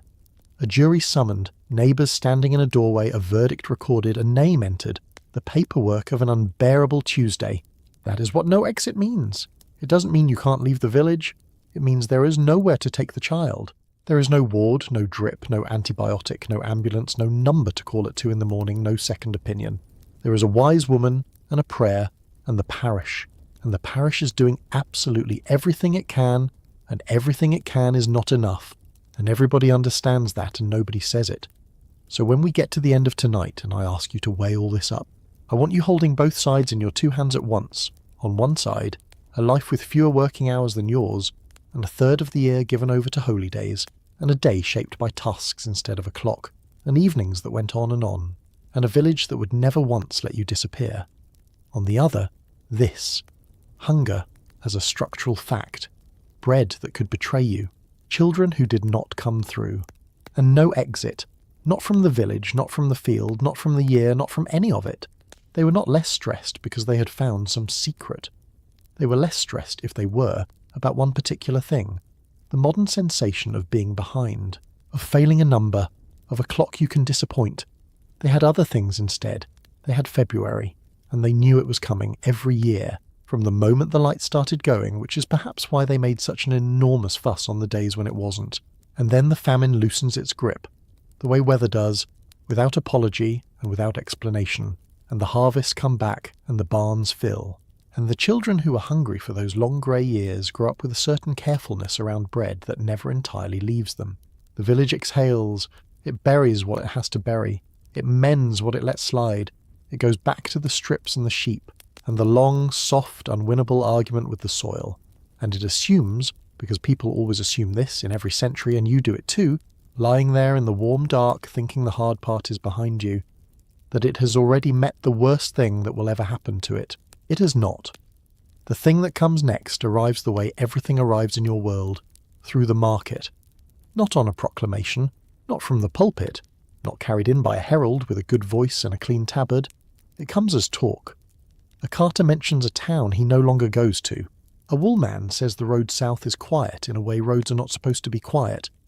Somebody's cousin's parish has stopped sending anyone to the fair, and the rumour moves faster than the thing itself, which is the one small mercy on offer, because for a few weeks you get to stand in your own doorway, in the ordinary evening light, and feel the ordinariness of it, and not yet know what that evening is worth. Then it reaches you. I am not going to walk you through it. You are trying to sleep, and there is nothing in it that you need. It is enough to say that the bells change. That is the part the records keep coming back to, and it is the part that gets under the ribs. You have spent your whole life inside a soundscape of bells. Bells for waking, bells for work, bells for the hours, bells that tell you when to stop and when to kneel, and when to come in from the field, and now the bell that marks a death starts ringing at the wrong frequency. Too often. Then too often to bother. Then it stops meaning anything at all, because a signal that never stops is no longer a signal. It is just weather. Your entire system of time is built out of bells, and the bells are the first thing that breaks. And then, eventually it passes, and you come out. Here is the strange, cold thing about what you find on the other side. The fields are still there. The soil does not catch anything. The oxen are fine. The mill is fine. The manor house is exactly as smug as it was. Everything that makes wealth is still standing in the same place it was standing before, and the only thing that is missing, on a scale nobody in living memory has words for, is people. Which means, and it takes a little while for anyone to say this out loud, because it feels obscene to notice it, that for the first time in the memory of anyone alive, the people who are left are scarce. You're scarce. Your hands are scarce. That back of yours, that you have been renting out to the Lord's fields since you were tall enough to hold a hook, has just become the rarest commodity in England, and a man who has something rare eventually works out that he can ask for more of it. So they do. Wages rise, not politely. Men who have spent generations accepting whatever the Lord Steward said the rate would start doing something genuinely revolutionary, which is walking. Just walking. Down the road to the next manor where somebody is standing in a half-cut field with a look of rising panic, willing to pay double and not ask too many questions about whose villain you technically are. Labour discovers, more or less by accident, that it has legs, And the response from the top of the pile is the oldest response in recorded history. In 1351 there is a statute of labourers, and it does exactly what you would expect a frightened landowning class to do when it cannot afford the going rate. It makes the going rate illegal. Wages are capped at the old levels, as though the world had not just been rearranged. Work is not optional, if you are able. And you're asked, you take it, at the price they name. It is a law that says, with a completely straight face, that supply and demand is a rule for other people. Somewhere a scribe wrote all of that down neatly and went to bed feeling that a serious problem had been managed. It did not work very well, which is its own small comfort. You cannot legislate a third of Europe back into existence. And this is the hinge, and I want you to hold it while you drift, is where the lovely number comes from. The one you have heard. The peasant who worked 150 days a year. The golden age of the well-paid, half-idle, gloriously unbothered medieval labourer with his third of the year in holidays and his long afternoons. That number, when people reach for it, is reaching for exactly this moment. The high-wage 14th century, the years when a working man could name his price, the good times are the aftermath. The leisure is the space left by the dead. Every extra day off in that arithmetic is standing in somebody's empty place. And you knew them, and there is no version of this where you get the day and they get to keep the field. Historians still argue whether that golden age was ever really a golden age. How long it lasted, how many it touched, whether it was a genuine shift in the balance of the world, or just a bruise that faded once the population came back and the rate quietly fell to where the men with the ledgers had always wanted it. And here is your quirk to fall asleep on. Travellers in Spain in later centuries came home and reported holidays adding up to something like 5 months of the year and said, the way you might say it, half scandalised, half envious, entirely sure that somebody somewhere was getting away with something. Nobody was getting away with anything. Not here, not at this price. So let's leave the field for a while and the ledgers and the rate that is now illegal to ask for, and let us go somewhere quieter, because there is a thing I have been holding back, and it is the strangest thing in this whole story. You have a name for what you feel at about 3 in the afternoon. Several names, actually. You have a whole shelf of them, and an algorithm that recommends more, and a friend who says the word burnout with the particular flatness of someone who has said it about themselves too many times. You think this is new, you think it's a modern injury delivered by modern machinery, an original wound of the notifications age. It is not new. It is so not new that a man sat in a desert in the late 4th century and wrote it down, in order, with a diagnosis attached. His name is Evagrius of Pontus, and he made a list, 8 of them. 8 kinds of thought that come for a person who is trying to live a good life. In a quiet place, 8 genera of evil thoughts, he called them, and you would recognise most of the list because it is mostly the greatest hits, the appetites, the anger, the vanity. Ordinary human weather, but one of them he singles out. One of them he calls the most troublesome of all, not the most wicked, not the most shameful, the most troublesome, which is a wonderfully worn-down, exhausted, deeply practical word to reach for, the word of a man who has met this thing personally and has stopped being impressed by the others. The word is acedia, and he gives it a nickname that is so good it should be a film. He calls it the noonday demon, borrowing it from a line in a psalm, the 90th verse 6, where something walks about in the middle of the day. Not at midnight, not in the small hours where you would put a demon if you had any sense of theatre. Noon, broad daylight.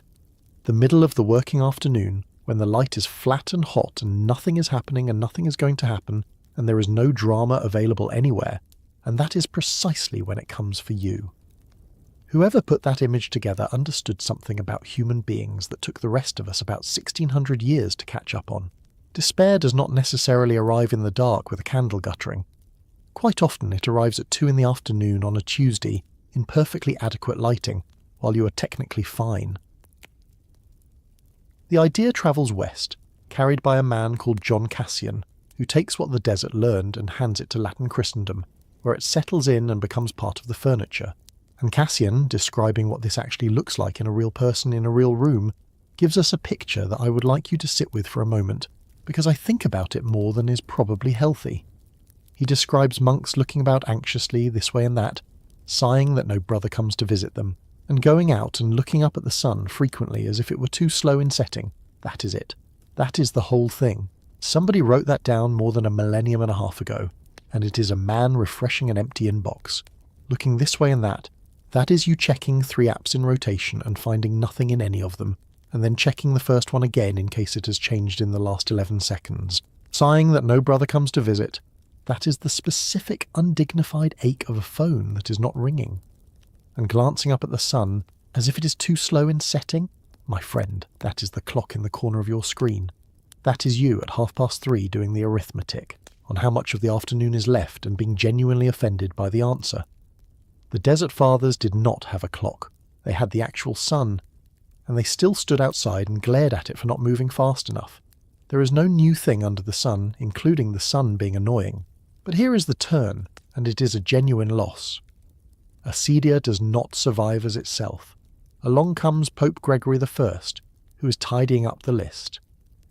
Because everyone who inherits a list eventually decides it needs tidying. That is simply what happens to lists. And he takes Evagrius's Tristitia, which is sadness, and he takes Acedia and he folds them together. And what comes out the other side, sitting in the finished set of capital vices, is sloth. Sloth. That is the merger. A word that now means a man who will not get off the sofa, and a very slow animal that hangs upside down in a tree, and is frankly thriving. Do you see what that costs? Acedia was an observation. It was a description of a state, the restlessness, the flat light, the anxious looking about, the time that will not move, and by merging it into sloth, the whole apparatus quietly reclassified it from a thing that happens to you into a thing you are doing wrong. It stopped being weather and became a verdict, and a thing that had been named and watched and taken seriously for centuries effectively disappeared as a distinct idea, hidden inside a word about laziness, for a very long time. Historians still argue whether acedia was depression wearing older clothes, or burnout centuries before there were offices to burn out in, or genuinely what its accusers said it was: a moral failing, a slackness of the soul, a person choosing not to try. The argument has not been settled, and I do not think it can be, because the people arguing are also the people it happens to, and you can decide for yourself which it is at about 3 in the afternoon tomorrow, when the light goes flat, and you find yourself looking this way and that, and the sun takes its time. They had the demon before you did. They just gave it a better name. Which raises the obvious question, and it is the question you would ask if you were awake enough to ask it. Fine, they knew about the ache. They had a word for it, and a psalm for it, and a demon for it with a decent working schedule. So what did they do about it? And here I have to be honest with you, because I would rather be honest than tidy. I cannot hand you a remedy. There is no recipe coming. I'm not going to name you a physician who never existed, or read you a list of herbs I have invented, in a soothing voice while you are too sleepy to check, because that is exactly the sort of thing this genre does at 2 in the morning, and it is a small betrayal every time. There were herbs. Of course there were herbs. There is not a century in human history without somebody confidently steeping something. But I do not have the leaf and the dose and the name of the woman who knew, and so I am not going to pretend I do. What I can tell you is what the village actually did, because the village did not treat this the way you treat it. You treat the ache as a private malfunction, a thing that has gone wrong inside one specific person, to be diagnosed inside that person, managed by that person, in a room, alone, at their own expense, in the evening, after work. The village did not do that. The village did not really have a category for a purely interior problem, because it did not really have a category for a purely interior person. So look at what they build instead. And notice that none of it is prescribed and all of it is structural. Start with the day itself, because the day is a treatment and nobody planned it that way. Yes, it runs dawn to dusk, which in summer is a monstrous stretch of light. 16 hours of it, and in winter shrinks to about 8, and everybody agrees that this is fine and goes to bed. But the day is not 16 hours of labour. It is nowhere close.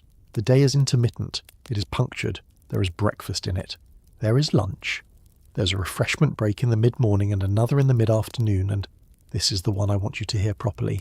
There is a nap. A customary afternoon nap, not a stolen one, not a shameful one, not a nap you take with your office door closed pretending to be on a call.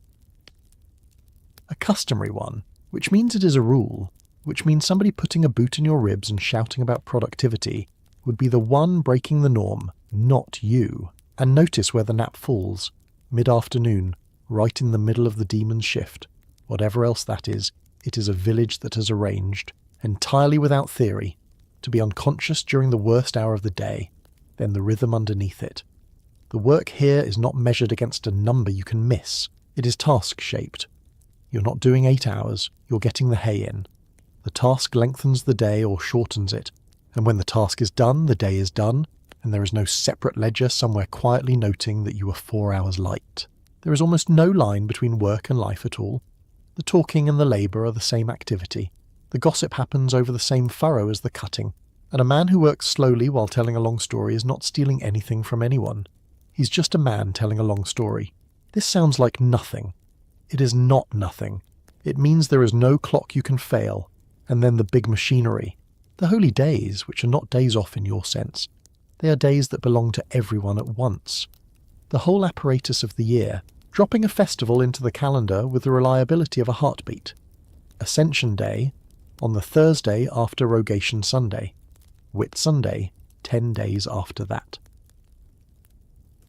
May Day, and Corpus Christi, which England has been keeping since 1318, wandering around the calendar between the 21st of May and the 23rd of June, depending on where Easter fell that year.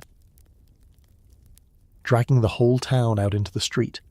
At York they put on plays for something like 200 years running, 2 centuries of the same civic production, which means that somewhere in there are generations of people who played a part their grandfather played, badly, in the rain. And the church ails, where the parish sells beer to fix the parish, which remains the single most elegant piece of fundraising ever devised. There are plays of Robin Hood or St. George. There is dancing, and there is a king and queen elected presiding over all of it, a person who was pulling turnips out of the ground on Tuesday, wearing a crown on Sunday, absolutely insufferable about it by Monday. Here is your quirk, and it is a good one. On some saints' days and holy days, villages arranged fights. Not brawls that broke out, fights that were organised, as entertainment on the calendar, a scheduled outlet. Somebody in the parish looked at the accumulated low-grade hostility. Of 40 people who have all known each other since birth and cannot leave, and thought, we should give that a fixture. It is not therapy, but it is not nothing either, and it is more than you have got. Historians still argue whether any of this actually helped. Whether the festivals and the naps and the noise were genuinely load-bearing for the medieval mind, or whether we are simply looking at a calendar and reading comfort into it because we would like there to be some, and because it is very easy to romanticize other people's Tuesdays from a great distance. But the shape is real, and the shape is the point. Rest that is customary, not requested. Ritual that arrives whether you booked it or not. Music that happens in the street rather than in your ears. Work that ends when it ends. And a community that is not something you have to schedule. That is not a cure. It is just a life with fewer places for the demon to stand.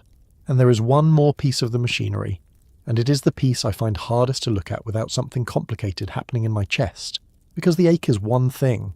The flat afternoon, the demon at noon, the sun that will not set. But underneath the ache in almost everybody in every century, there is a second thing, older and heavier and much more embarrassing to admit to, which is guilt.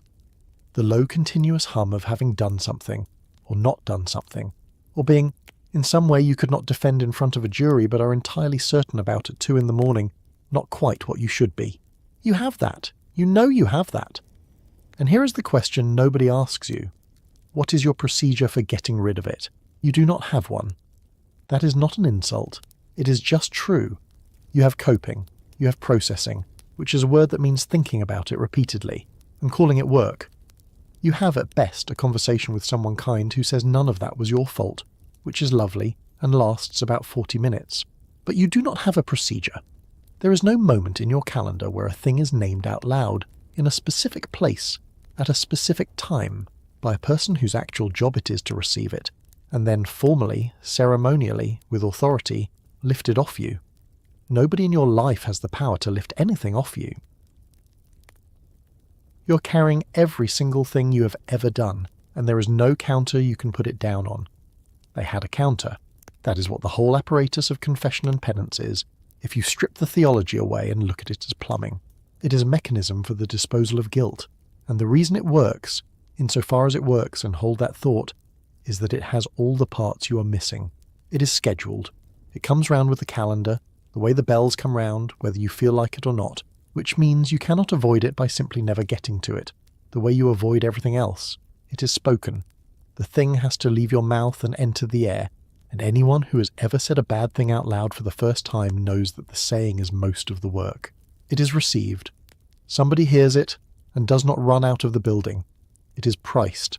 There is a penance, an actual assigned thing to do, which converts an unbounded feeling into a finite task. And then, and this is the part your world simply does not have, it is lifted, formally, by someone with the standing to lift it. And it is gone. Not gone in the sense that you have talked yourself around it. Gone in the sense that the transaction is closed and the ledger is marked. There is even a catalogue, which sounds bureaucratic and is actually a kindness. By the time this is all running properly, the sins have been counted and sorted. Evagrius made his 8, and Gregory I folded and tidied them down into the capital vices, and what you end up with is a finite list of ways a human being can go wrong. Finite. That is the gift. You cannot be failing in an infinite number of directions if there are only 7 of them and they are written down. Compare that with your situation, where the number of ways you might currently be a disappointment is limited only by your imagination, which is unfortunately excellent, because that is the trade, and it is a strange one. You got freedom from the whole system, and what you got instead was unbounded liability. Nobody tells you what your duties are, so you assume they are everything. Nobody tells you when you have done enough, so you never have. Nobody has the authority to absolve you, because you dismantled the office and did not build a new one. And so the case stays open forever. And you are the defendant and the judge and the only witness, and you're not a fair judge, are you? You never have been. You are appallingly harsh with the defendant. Now, honesty, because I promised. This is not a fairy tale, and the exit door has a second door behind it. Go and look at Montaigu, that little village in the Ariège Pyrenees up in the mountains minding its own business between 1294 and 1324. The only reason you know anything about those people at all, their beds, their arguments, their opinions about God and sheep and each other, is that Jacques Fournier, the Bishop of Pamiers, sat down between 1318 and 1324 and interviewed them, and wrote all of it down, meticulously. He was an acute psychologist. He was also pitiless, and he went on to become Pope.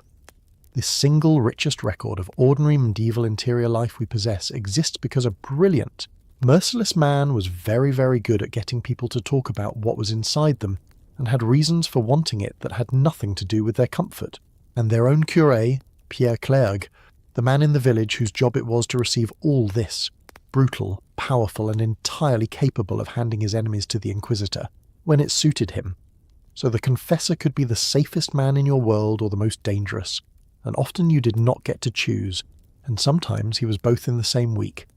Historians still argue whether all that machinery consoled more than it frightened, whether the ordinary villager went home lighter, or simply went home having said out loud to a man with a register exactly the things that could later be read back to them. Hold both.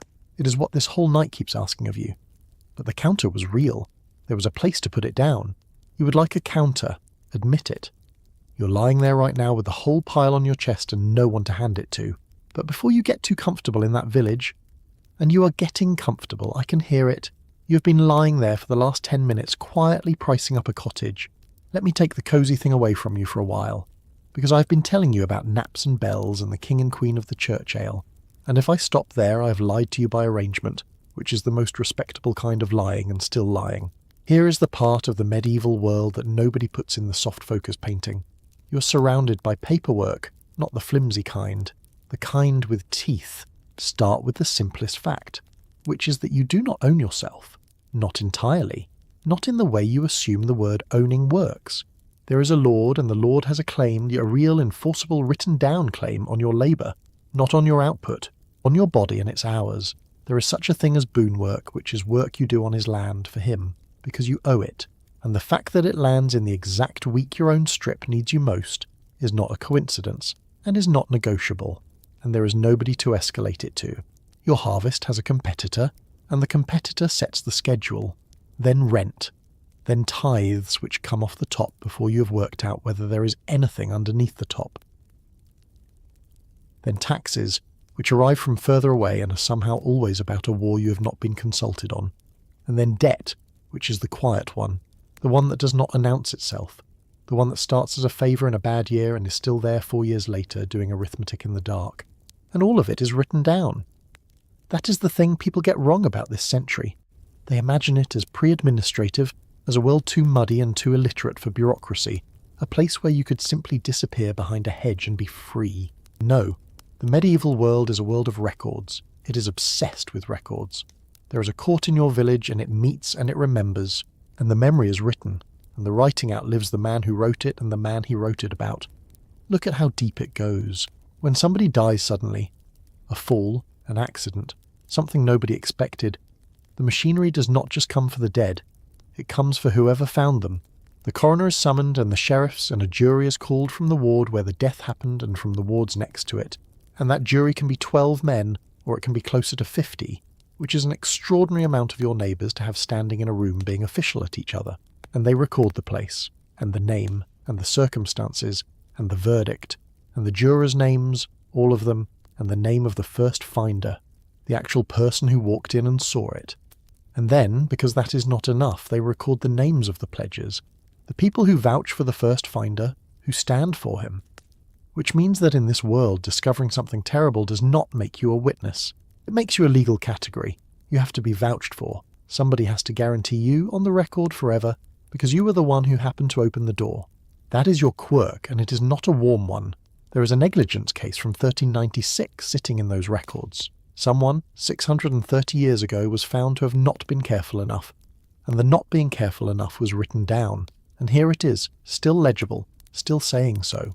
Your world will forget your worst afternoon in about a week. Theirs kept the receipt, and the leash goes further up than the manor.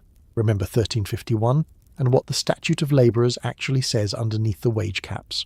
Work is not a thing you choose. If you are able, and you are asked, you take it, at the rate they name.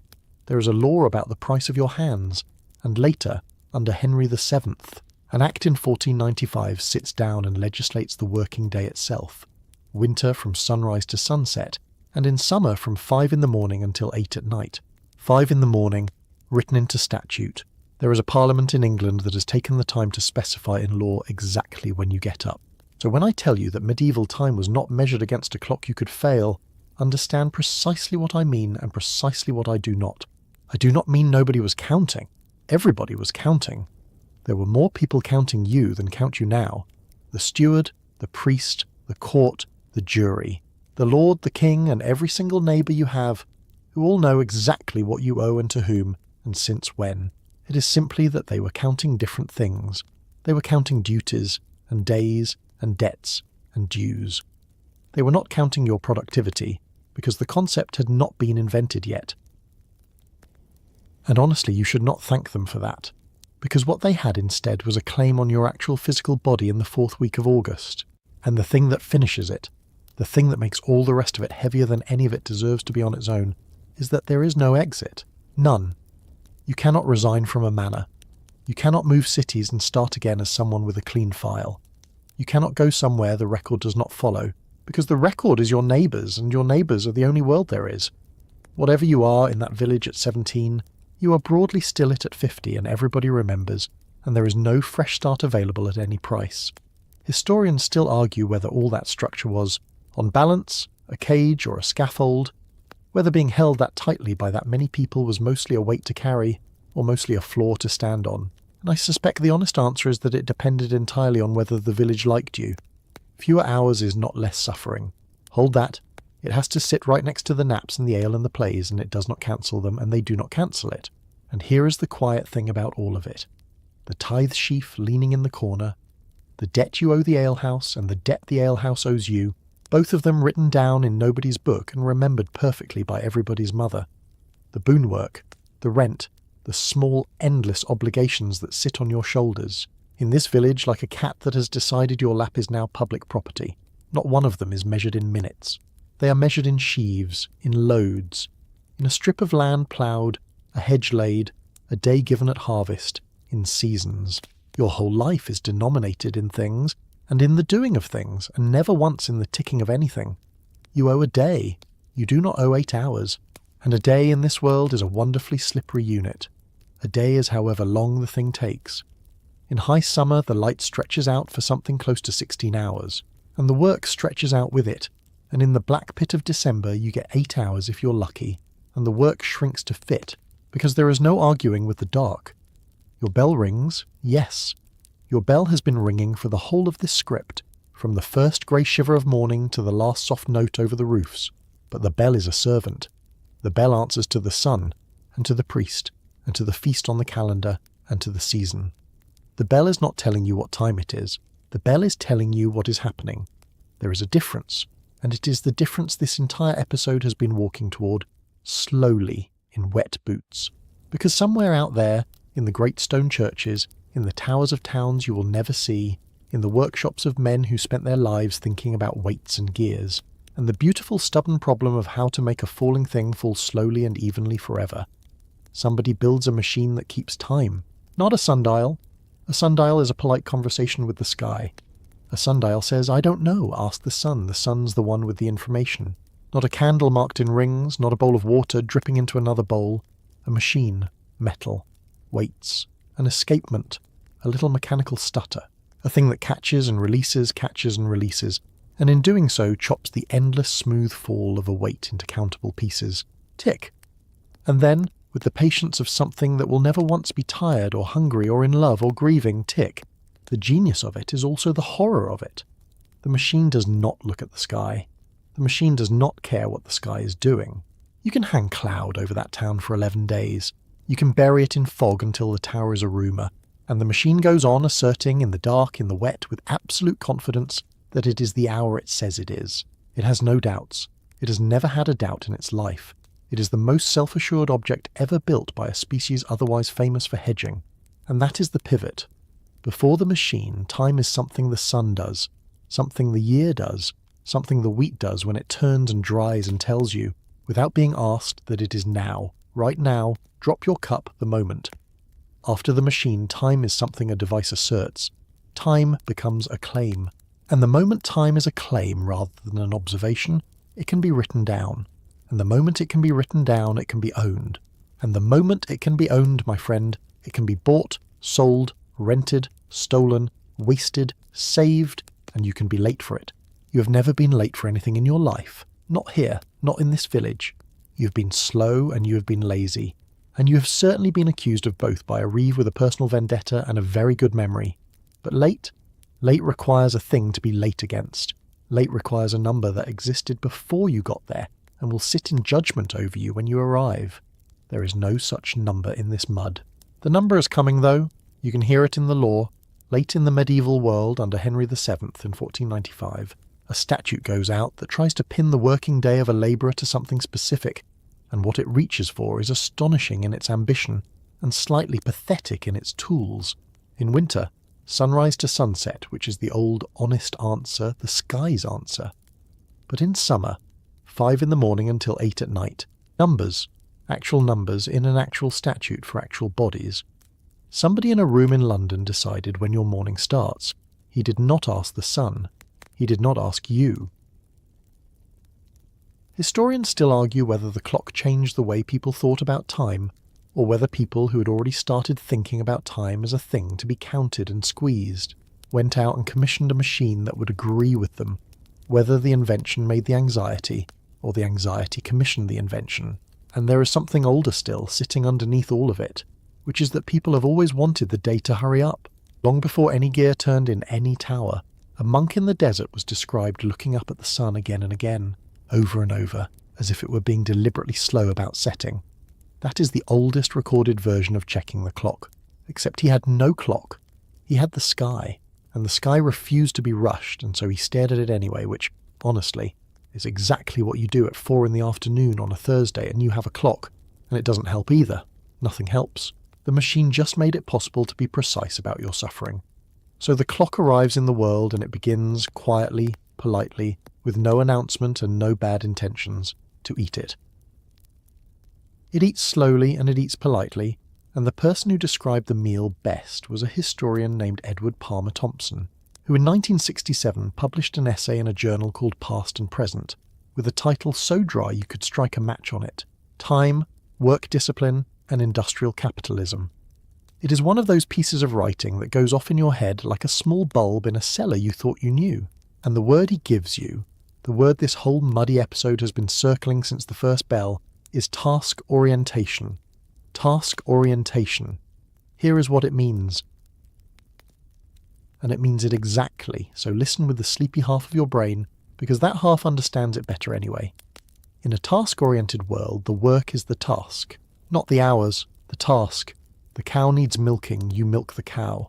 The task is finished when the cow is finished, and the cow is the one who decides, and you may take this up with the cow if you like. The hedge needs laying, you lay it until it is laid. The day, Thompson says, lengthens or contracts according to the task, which is the most quietly radical sentence about work anybody has written. Because look at what it does. It makes the day the servant of the job, not the other way around. Your day is a bag, and the task is what goes in the bag, and the bag stretches. And the second half of it, the part that people miss because they are so busy being charmed by the first half. In a task-oriented world, there is the least possible demarcation between work and life. Labour and social intercourse intermingle. Those are his terms, and they are worth keeping, because they describe your whole existence out here. You have been working this entire episode. You have also been gossiping this entire episode. These were not two activities. You cannot draw the line between them because there is no line. You talked about the priest's brother while you bound sheaves. You settled a boundary dispute. At the alehouse, you did half a day's business in the churchyard after Mass, and you would have been surprised to be told any of it was a meeting. There is no commute. There is no clocking on. There is no small, terrible moment where the leisure stops and the labour starts, because they were never separated in the first place. They grew up in the same house and share a bed and finish each other's sentences. That is the world you're standing in with cold feet. Now watch it get taken apart. By around 1700, and you are not there. You are centuries dead, but your great-great-grandchildren's great-grandchildren are. The pieces are already assembling. Timesheets, timekeepers, informers, which is such a wonderfully sinister little word to find in a sentence about work. And fines, money taken off a person for the crime of existing at the wrong minute. Somebody, somewhere, is now paid to notice when you arrive. That is a job. That is a whole human being whose whole life is arrivals. And roughly 70 years after that, all of it lands with the full weight of stone in the early cotton mills, where the machinery does not lengthen or contract according to the task. Because the machinery is the task, and it does not get tired, and it will not wait for you to finish your story about the priest's brother. Thompson lists the mechanisms. This is the part where I want you to sit up very slightly, which I know is a lot to ask at this hour. The tools used to convert task-oriented people into time-disciplined people were supervision, fines, the wage incentive, pay them by the hour and watch them start counting hours, watch them do the counting themselves for free in their own heads forever, preaching, so that punctuality becomes a virtue and lateness becomes a small sin against God, which is efficient of them, because now you are guarding yourself. Schooling, so that the children arrive pre-installed with the habit, which is the most elegant move in the entire list. Bells and clocks. And one more, read the list again and find it. The suppression of fairs and sports. Sit with that for a second. It is on the list. It is right there, filed between the schoolteacher and the bell, listed as a mechanism of work discipline, in the same breath as fines and informers, because they understood something that we forgot almost immediately afterward. You cannot fully own a person's hours while they still have somewhere else to be. The fair is somewhere else to be. The game in the field, that shrieking, muddy, unrefereed disaster you played not so long ago, the one that no proclamation could kill, the one that Edward II tried to ban in London in 1314 to preserve his precious peace, the one where a canon called William de Spalding kicked a ball at Shudham Priory in 1321, and a man died, and the Pope himself had to sit down and write a dispensation about it. That game is somewhere else to be. It is time that is not for sale. It is unauditable. Nobody knows how long a game lasts, because a game lasts until it is over, which is the same grammar as the cow. So they did not just take the hours, they took the games. That is not a metaphor, and it is not a flourish. It is an item on a list in a history essay, and it is the coldest item on it. The stopwatch and the whistle came later, and they came for the games too. And now the games have hours as well, and injury time, and the injury time has a number, and a man holds the number up on a board so that you can watch the fun being measured. Historians still argue whether Thompson's clean before and after is too clean, whether the old world was ever really as unhurried as the essay implies, or whether he was a man of his own century writing a love letter to a village that never quite existed. Fair enough, maybe, but nobody has ever seriously argued about the list. The list is just there, in the archive, in the mill rules, in the fines ledger, in the parish sermon. Supervision, fines, the wage, the pulpit, the schoolroom, the bell, and the quiet cancelling of the fare. Which brings us at last to the number. You knew there was a number. There is always a number, because a claim like the one in the title of this episode does not travel across the internet on vibes alone. It travels on a number, and here it is. In 1991, an economist named Juliet Shaw published a book called The Overworked American, subtitled The Unexpected Decline of Leisure, and in it she put two figures next to each other in a way that has been quietly detonating in people's heads ever since. A 13th century English peasant, adult, male, works something in the region of 1,620 hours in a year.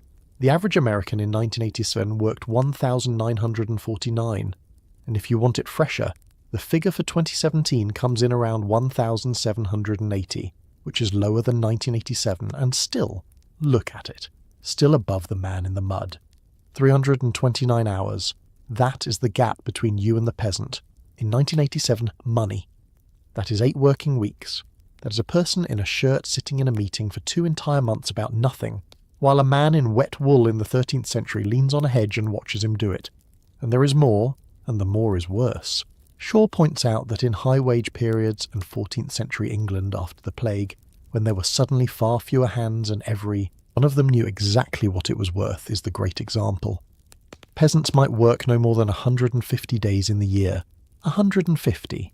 And that the holiday leisure of medieval England came to something like a third of the year. A third? Not a fortnight in August and a long weekend you spend answering email in a hotel bathroom so your family can't see your face. A third of the year, structurally, by calendar, by custom, by God's own timetable. And it wasn't only England. Under the old French regime you get 52 Sundays, plus 90 rest days, plus 38 holidays on top, which is arithmetic that will make a modern payroll department lie down in a dark room. And travellers in Spain came back reporting holidays that added up to something like 5 months a year, which sounds like a lie, and may well be a lie, and is exactly the kind of thing a traveller says about somewhere sunnier than home. So, there it is. The title of this episode vindicated, case closed, everyone to the alehouse. Except no. Because this is the part of the night where I have to be honest with you, and honesty is the only thing I have that a thumbnail doesn't. That number is heavily qualified and heavily disputed, and the people doing the disputing are not cranks. Start with the 150 days. It applies at best to a specific and narrow window, a high-wage moment, a particular kind of worker, in a particular set of decades after a catastrophe had made labour scarce and precious. It is not a description of the medieval millennium. It's a snapshot taken in an unusual light, and then framed and hung in a corridor where everyone walks past and assumes it is a portrait of the whole family. Fact-checkers have gone at it and come back with the same verdict every time. Not exactly false, not remotely as clean as it travels. Then there is the phrase hours worked, which is doing an enormous amount of unstated labour of its own. What counts? Walking to the strip counts. Mending the tool counts. The hour you spend at the manor court because you're legally obliged to stand there while your neighbours discuss whose pig it was. Is that work, or is that civic life? Or is it entertainment, given the quality of the pig discourse? Remember what Thompson just told you. In a task-oriented world, there is the least possible demarcation between work and life.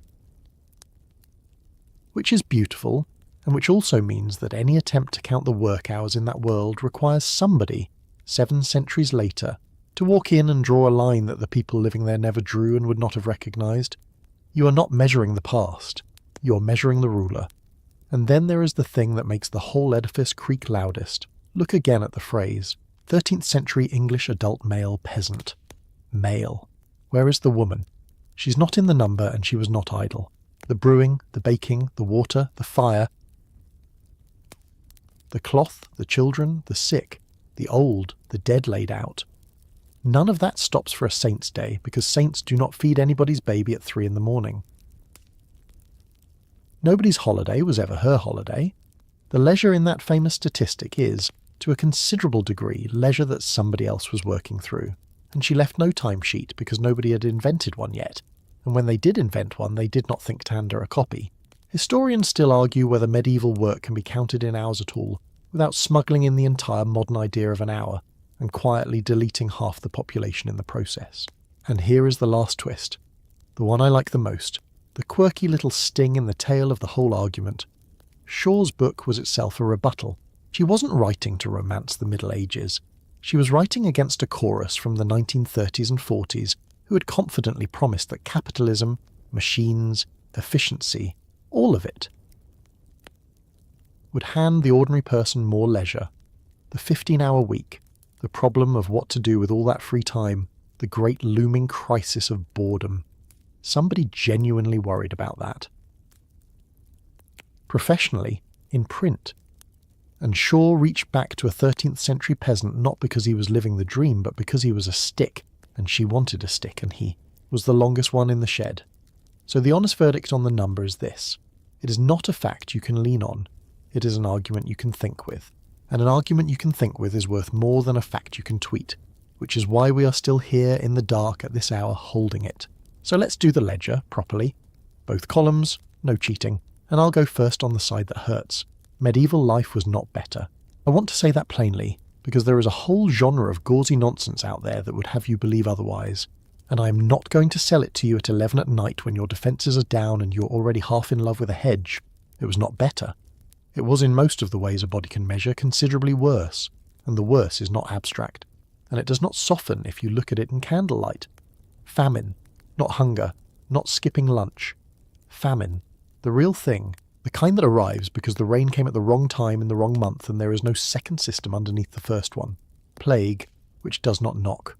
Ergotism, which comes up out of the bread itself, which is a special cruelty.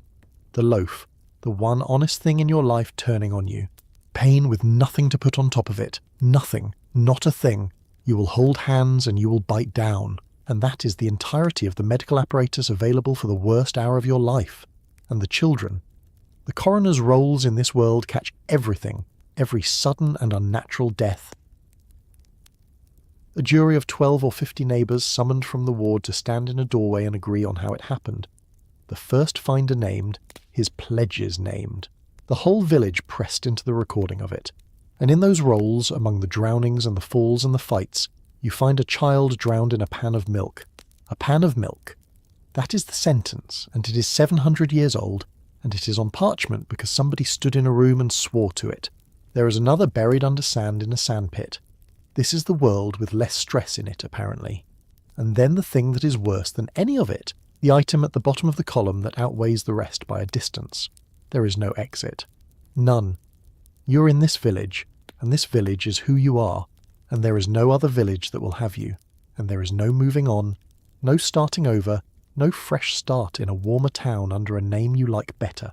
Ask Pierre Maury, the shepherd of Montaillou, who was as free as a man in that world could be, who walked the mountains, who had his own mind, who came back from Spain and walked straight into the Inquisitor's prison and out of the record forever, and that is where the story of the freest man in the village stops, mid-sentence, because a bishop wanted a word. After the plague, when working people finally had leverage for once in 1,000 years, the answer in 1351 was the Statute of Labourers, which capped their wages and compelled them to work. That is what happened the one time the arithmetic broke in their favour. They passed a law against it. Fewer hours does not mean less suffering. It never did. Put that at the top of the ledger in letters big enough to see from the back. Now the other column, and it is narrower than the title of this episode implies, and it is truer than the title too. Their time was shaped differently. That's it. That is the whole claim, and it is smaller than you wanted and better than you expected. Their time was task-oriented. The day lengthened and contracted around the work instead of the work being poured into a mould with a number stamped on the bottom. It was seasonal, which means it had an end, which means the misery had an end because the dark goes and the light comes and it has never once failed to. It was communal, which means that whatever was happening to you was happening in the presence of people who would notice. You were never the only one holding it, and it was not measured against a machine you could fail. That last one is the whole thing. That is the pearl at the bottom of 24 sections of mud. They had exhaustion. They had grief and dread and boredom and the noonday demon and the appalling slowness of an afternoon. They had near enough every ache you have, but they did not have this one specific modern ache. The low electrical hum under everything. The sense of being behind. Behind a schedule you did not write. Behind people you have never met. behind a version of yourself that exists only as a number on a device that is, right now, in your hand or on your pillow, waiting. You cannot be behind in a task-oriented world. There is nothing to be behind. There is only the field and the light and the thing that needs doing, and when it is done, it is done, and the doneness is real, and you can see it from the gate. Historians still argue whether that difference is a genuine gain or just a trick of distance, whether we are seeing something real in the medieval day, or simply enjoying the fact that everyone in it is safely dead and can no longer contradict us. And that is a fair fight, and I am not going to pretend to settle it in a bedtime video. But hold both, that's all I'd ask. Hold both, because holding both is the only honest posture available. The one who lived here would have taken your dentist, your vaccines, your warm room, your exit, and your unimaginable ability to simply leave, and he would have taken them in a heartbeat, without a moment's sentimentality, and he would have thought you were mad for envying him. And still, he would not have understood what you meant by the feeling in your chest at 11 at night, when nothing is wrong, when everything is fine, when the work is done and the door is locked, and something in you keeps insisting, without evidence, that you are late. He'd have looked at you kindly. He'd have looked at the sky, out of habit, to check, and he'd have told you to go to bed.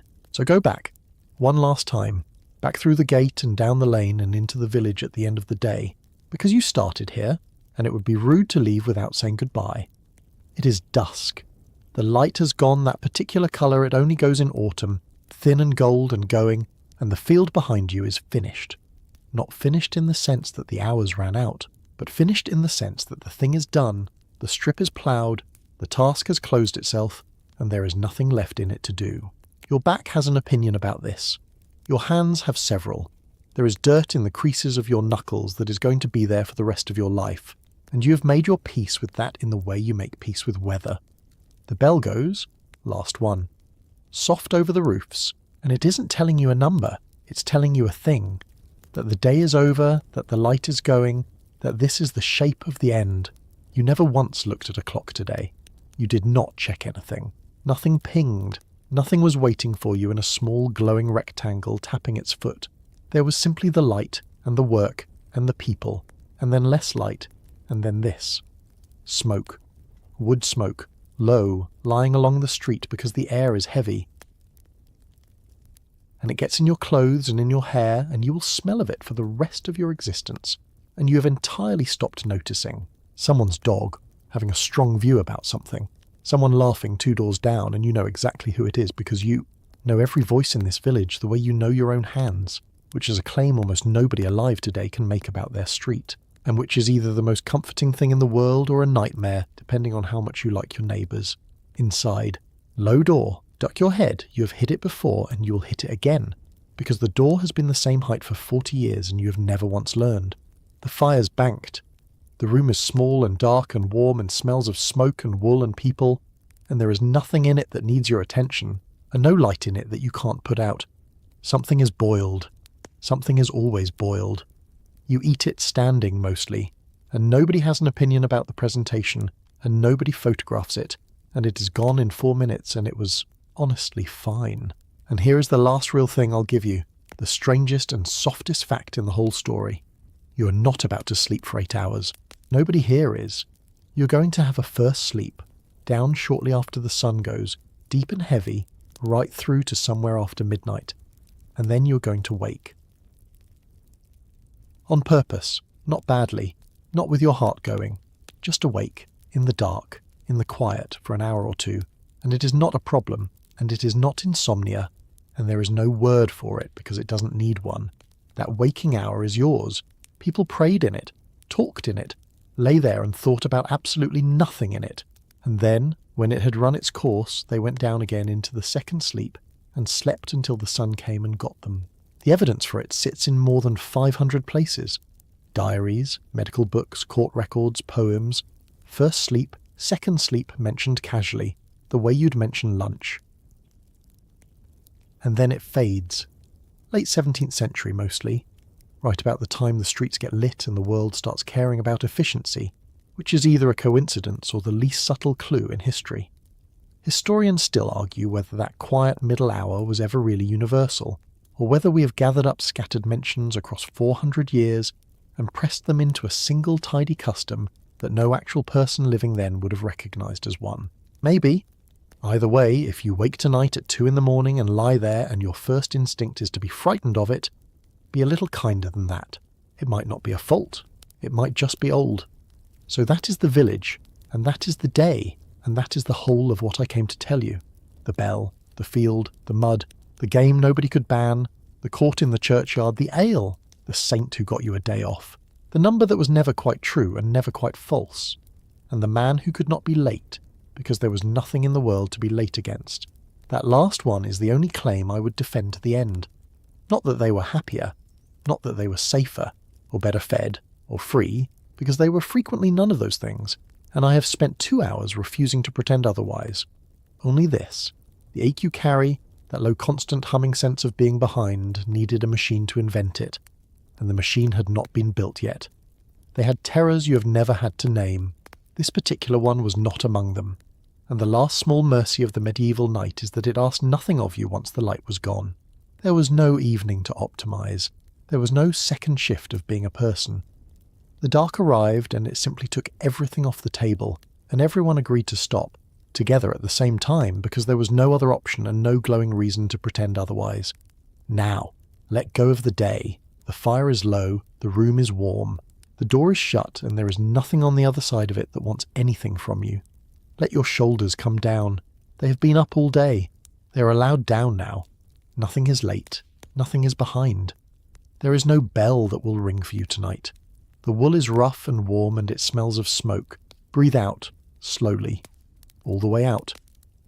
Outside, the wind moves through the thatch. It has a small sound like a hand going over cloth. The dog has stopped.